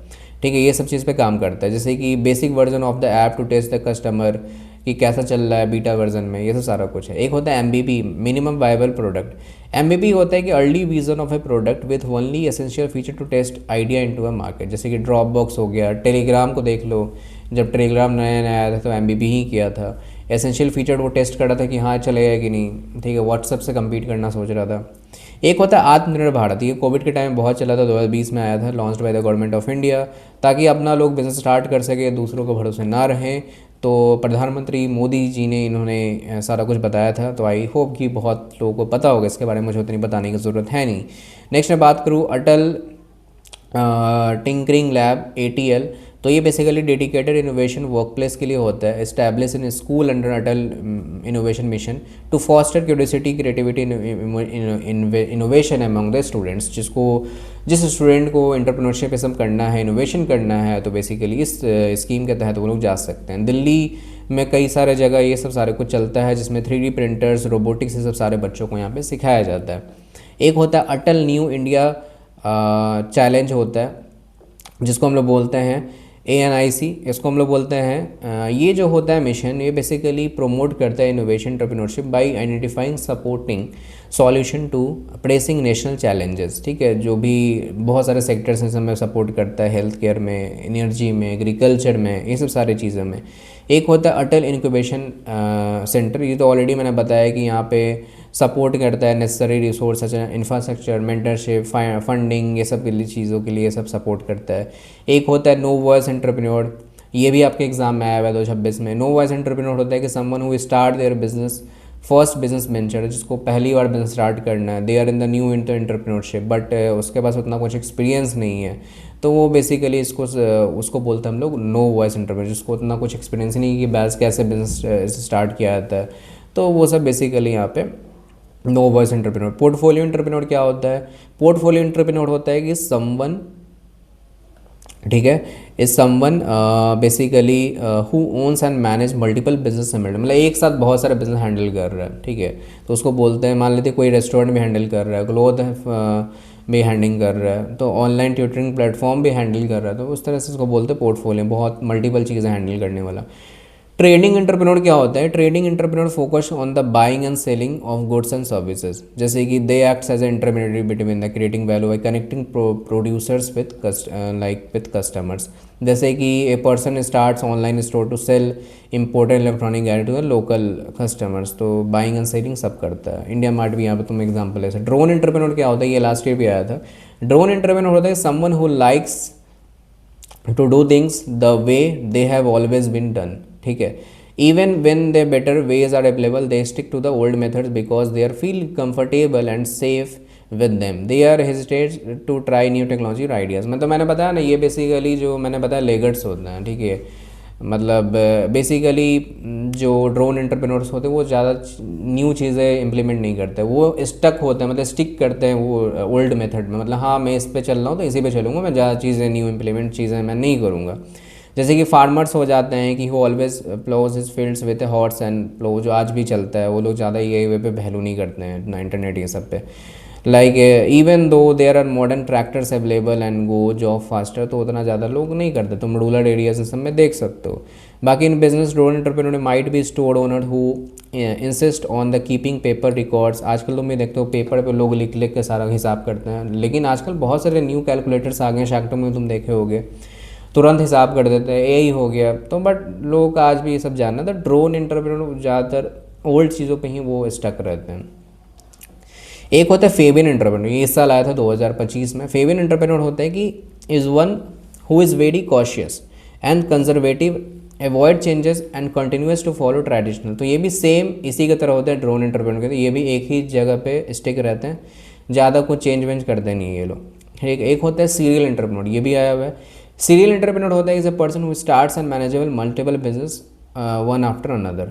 ठीक है, मतलब जैसे मैंने बताया कि एक साथ बहुत सारा बिजनेस स्टार्ट किए जा रहे हैं। Entrepreneur who launches take a startup sell its and start another, मतलब एक फेल हुआ फिर दूसरा स्टार्ट किया, दूसरा फेल हुआ तीसरा स्टार्ट किया, ये सीरियल एंटरप्रेन्योर होता है।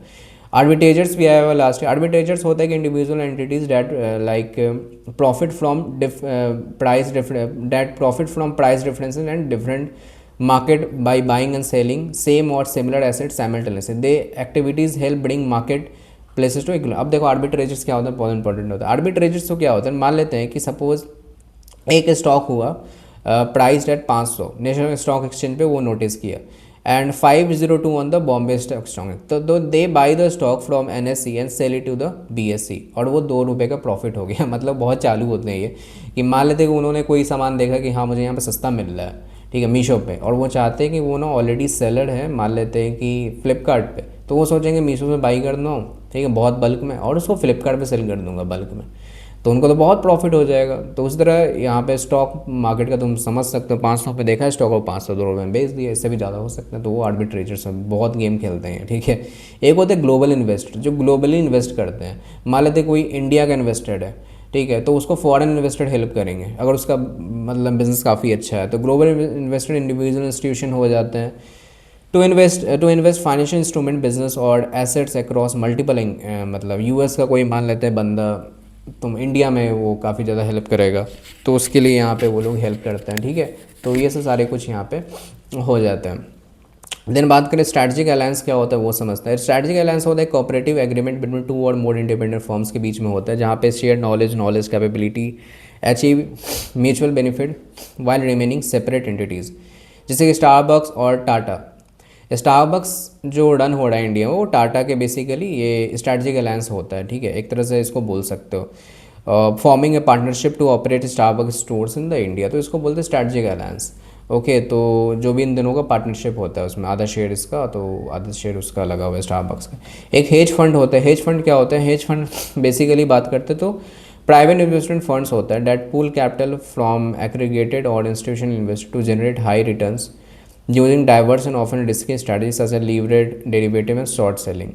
तो हेज फंड बेसिकली एक प्राइवेट इन्वेस्टमेंट फर्म होता है जो कई सारे चीज़ों में इन्वेस्ट करता है। मतलब एक hedge funds use a long short equity strategy to invest in the undervalued stocks के लिए, और shorting overvalued ones aiming to profit in both rising and falling the market. मान लेते हैं मार्केट फॉल भी कर रहा है तभी भी उसको प्रॉफिट होगा, तो ये हेज फंड से सब होता है, कहलाता है। बेसिकली स्टॉक्स से में ज़्यादा करता है। एक होता है वेंचर कैपिटलिस्ट, जैसे मैंने बताया कि वेंचर कैपिटलिस्ट होता है एक तरह से इन्वेस्टर्स को बोला जाता है, या फिर फर्म बोल सकते हो, company that provide capital to the startup, जो अर्ली स्टेज पे होते हैं उसको प्रोवाइड करता है, ठीक है। तो यहाँ पे बेसिकली जो इन्वेस्ट 5 करोड़ तक का, लाइक सपोज करो एक वेंचर कैपिटलिस्ट फूड डिलीवरी में किया to help it expand operation, तो बाकी उसके अंदर 20% का इक्विटी लिया एज अ शार्क टैंक, जैसे तुम यहाँ पे देखते होगे। नेक्स्ट बात करूँ नीड फॉर अचीवमेंट। ये क्या होता है, नीड फॉर अचीवमेंट होता है refers to individual strong desire to set an a complex challenging goals, excel in their fields and receive recognition for their efforts, ठीक है। तो ये होता है नीड फॉर अचीवमेंट, मतलब जो उसको एक स्ट्रॉन्ग डिज़ायर होता है, एक अपना आत्मविश्वास होता है कि वो कर सकता है, चैलेंजेस को लड़ सकता है, कोई भी फील्ड हो गया, ठीक है। उसको बिज़नेस करना है तो वो बिज़नेस करके रहेगा, ठीक है। तो वो सब सारी चीज़, चाहे वो कितनी भी परेशानियाँ आए, वो हमेशा मोटिवेट रहता है। एक एंटरप्रेन्योर को क्या होना पड़ता है कि मोटिवेट पर्सन होना पड़ता है, अपने एम्प्लॉयज़ को उसको मोटिवेट करके रखना पड़ता है, ताकि वही डिमोटिवेट हो जाए तो क्या फ़ायदा फिर। एक होता है नीड फॉर एफिलिएशन। ये क्या होता है, नीड फॉर एफिलिएशन, ये भी एग्जाम में आया हुआ है last year. Need for affiliation is the desire to build and maintain social relationship be accepted by others to belong and the group individual within the need for prioritize humanitarian relationship and seek approval from support from the peers। तो ये basically peer group बनाने के लिए होता है, तुम्हें सब कुछ मेल मिलाओ करके रहना पड़ता है। तो ये होता है नीड फॉर एप्लीकेशन, मतलब सबका सोचो यार, अकेले मत करो सब कुछ, मतलब टीम बिल्डिंग के लिए काफ़ी ज़्यादा हेल्प होता है ये सब सारे कुछ। एक होता है नीड फॉर ऑथोरिटी, और नीड फॉर ऑथोरिटी क्या होता है basically, need for authority refer to the desire to influence control and lead others. ये भी उसी की तरह होता है lead for authority. Individual with the high need of authority motivated by power and often seek leadership position to assert their influence। Manager thrives in their role by setting goals, team उनको motivate करना, वैसे सारा कुछ objective set करना, वो सब सारा कुछ होता है। नीड फॉर इंडिपेंडेंस भी यही होता है कि like the need for independence is a desire to have autonomy and make decision without relying on the other. तो वो अपने ऊपर जीता है, यार मेरा आइडिया ना तो मैं इस पर काम करूँ, मुझे किसी का लेना देना नहीं है, फेल हुआ बट अपना चलाएंगे यहाँ पे, समझ रहे हो। तो वो बेसिकली डिग्रेस होता है इसके ऊपर। People with their need prefer working on their own teams, terms and value, freedom and self-reliance। अब हम लोग बात करते हैं ब्लू ओशन स्ट्रैटेजी। ये इस बार एग्ज़ाम में आया हुआ था 2025 में, तो आई थिंक बहुत लोगों को पता होगा ये चीज़, ठीक है। तो इसके बारे में समझ लेते हैं, ठीक है। तो ब्लू ओशन स्ट्रैटेजी क्या होता है? ब्लू ओशन स्ट्रैटेजी होता है creating a new uncontested market space rather than comparing the existing market. Blue ocean strategy ये होता है कि एक तरह से तुम न्यू बिजनेस स्टार्ट करो, आज तक वो बिजनेस में कोई घुसा ही नहीं है, तो वो ब्लू ओशन स्ट्रैटेजी हो गया। नेटफ्लिक्स, ठीक है, अमेजोन, ठीक है, माइक्रोसॉफ्ट जो स्टार्ट किया एक्सेल, ये सब पावर पॉइंट पहले कोई नहीं किया था, ठीक है, एप्पल। तो ये ब्लू ओशन स्ट्रैटेजी मतलब एकदम न्यू मार्केट है, उसमें कोई आया नहीं है, कोई कॉमर्स उस टाइम कोई घुसा नहीं था, लेकिन ब्लिंकिट था, इंस्टामार्ट था, तो वो सब सारे क्या था, ब्लू ओशन स्ट्रैटेजी, मतलब उसमें आज तक कोई कंपटीशन आया ही नहीं, ठीक है। उसी का सेम उल्टा होता है यहाँ पे red ocean strategy. Red ocean strategy में यहाँ पे बहुत ज़्यादा कंपटीशन होता है, सब लोग इसी में कूद गए हैं, ठीक है। मतलब एग्जिस्टिंग मार्केट में बहुत सारे प्लेयर्स हैं, तो यहाँ पे तुम्हें प्रॉफिट करना बहुत मुश्किल है। जैसे कि यहाँ पे तुम स्मार्टफोन ब्रांड्स में बहुत कंपटीशन है। पहले ई कॉमर्स भी ब्लू ओशन स्ट्रैटेजी में आता था, बट अब ई कॉमर्स भी यहाँ पे आप रेड ओशन स्ट्रैटेजी में आ गए। क्यों? क्योंकि बहुत यहाँ ई कॉमर्स कंपनियाँ आ गई हैं, वेबसाइट्स आ गई हैं, तो उसमें बहुत कंपटीशन हो गया है। ब्लू ओशन स्ट्रैटेजी में आजकल तुम्हारा ये कोई कॉमर्स भी आप ले लो, वो भी रेड ओशन स्ट्रैटेजी में ही आ गया है। ई कॉमर्स मैंने बताया, स्मार्टफोन बताया, टीवी आ गया, फ्रिज आ गया, सब रेड ओशन में आ चुका है। बहुत कॉम्पिटिटर है यहाँ पे, तुम करोगे बिजनेस, कोई ज़रूरी नहीं है तो चल जाए, फेल भी हो सकता है। तो बहुत बड़े बड़े प्लेयर्स हैं यहाँ पे, इसमें सर्वाइव करना बहुत ही मुश्किल है। खासकर मैं बात करूँ रेड ओशन में, टेलीकॉम इंडस्ट्री भी तुम देख सकते हो, रिलायंस, इस समय तुम घुसना ये बहुत मुश्किल है। रिलायंस से बहुत बड़ा जाइंट है, ठीक है, सीधा। एक होता है ओपन इनोवेशन, ये भी इस साल आया था। Open innovation is a strategy where company use both internal and external ideas to develop product and services. ये इंटरनल और एक्सटर्नल आइडियाज़ की हेल्प से अपना बिजनेस ऑपरेट करते हैं, चलाते हैं, न्यू टेक्नोलॉजी को इम्प्लीमेंट करते हैं। एक होता है प्रॉफिट मार्जिन। प्रॉफिट मार्जिन समझ रहे हो, मान लेते हैं कि कोई कंपनी 20 रुपये प्रॉफिट है ऑन 100 रुपये सेल्स में, तो उसको प्रॉफिट मार्जिन 20% का हो गया। तो सिंपल सा है प्रॉफिट मार्जिन, मतलब profit margin is the ratio profit of the total revenue showing how much a company is earn from the sales.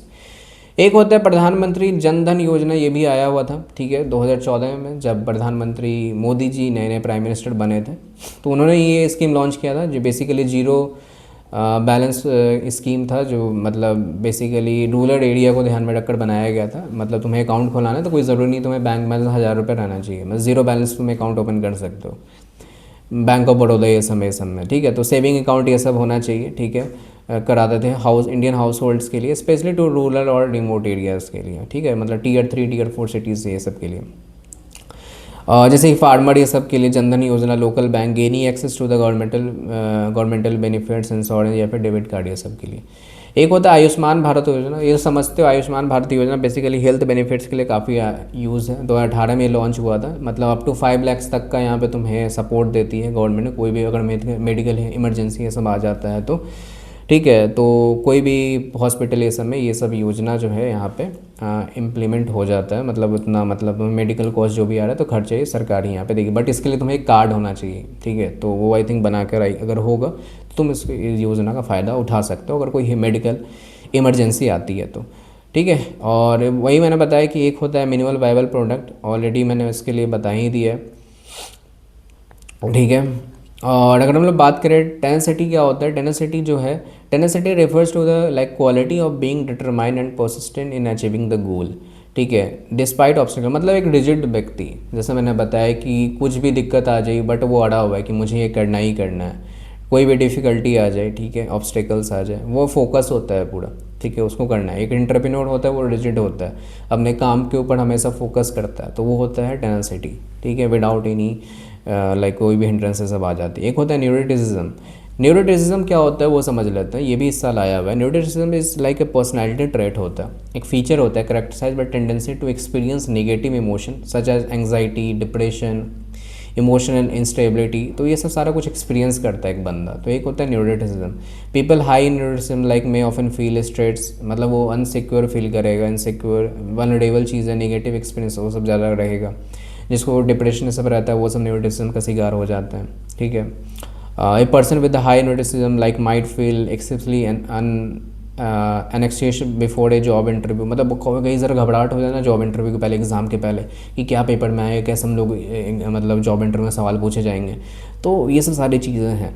बाकी while someone low in the में अप्रोच इंटरव्यू तो काम मोड, तो किसी का हाई होता है किसी का लो होता है, तो ये बेसिकली न्यूरोटिसिज्म होता है, ठीक है। तो ये था गाइस कंप्लीट आप लोग को इनोवेशन एंटरप्रेन्योरशिप के बारे में one short video, and I hope कि आप लोगों को बहुत अच्छे से समझ में आया होगा। ये जितनी भी चीज़ें मैंने पढ़ाई है, मैंने पहले आप लोगों को कॉन्सेप्ट लेक्चर सारे मैंने बताया, फिर लास्ट में आपको जो भी मैंने आपको जो डेफिनेशन सब है सभी के, जो ऑलरेडी आपको लास्ट टू लास्ट ईयर पूछे गए, वो सब सारे मैंने आप लोगों को करा दिए लास्ट 5 ईयर्स के, जो भी यहाँ पे इनोवेशन एंटरप्रेन्योरशिप में आए हुए हैं, ठीक है। तो आपको कुछ भी अभी बाहर से पढ़ने की ज़रूरत नहीं है, और अगर होगा तो मैं MCQ पेपर्स भी आप लोगों को करा दूंगा, जो भी मैंने क्वेश्चन यहाँ पे सेट किए हैं और PYQ मैंने उठाए हैं। तो होगा तो मैं वन शॉट रिवीजन आप लोगों को करा दूंगा फॉर द MCQ के लिए, MCQ बेस्ड, वो मैं आपको लाइव क्लास या फिर रिकॉर्डिंग क्लास के थ्रू आपको मैं करा दूंगा। आप जैसा बोलो कमेंट में, आप जैसा बताओगे तो। एंड गाइज प्लीज़, ये लेक्चर थोड़ा सा मतलब लंबा हो गया, बट गाइज ये देखो, ये लेक्चर के टाइम पर मत जाना, कंटेंट पे जाना, क्योंकि इस कंटेंट ऐसा बहुत कम ही लोग प्रोवाइड करते हैं। जो गैस मैं आपको कंटेंट आपको ये फ्रीली प्रोवाइड कर रहा हूँ, और मैंने सारा कुछ कराया है, ठीक है। मैंने अपने तरफ से गैस कोई कमी नहीं छोड़ी है, ठीक है। बाकी गैस आपका काम बनता है कि आप इसको डिटेल में देखो। आई थिंक अभी तक आपने स्किप नहीं किया होगा, और प्लीज़ गाइस एक लाइक करके चले जाना, और चैनल को ज़रूर सब्सक्राइब कर देना। और प्लीज़ गाइस आप हम लोग की CMAT ग्रुप पे ज्वाइन हो जाओ फॉर द GK मटेरियल्स, मैं वहाँ पे आप लोग को सेंड कर दूँगा, ठीक है। तो all the best guys for your CMAT 2026 exam. और आप लोग एग्ज़ाम के आने के बाद प्लीज़ इस वीडियो कमेंट सेक्शन में बताना कि तुम्हारा मार्क्स कितना आया, ठीक है। एक्सपेक्टेड मार्क्स या फिर आफ्टर रिजल्ट्स ज़रूर से बता कर जाना, ठीक है। तो चलो गाइज़, फिर मिलते हैं नेक्स्ट वीडियो में, and thank you for watching this video. Bye bye.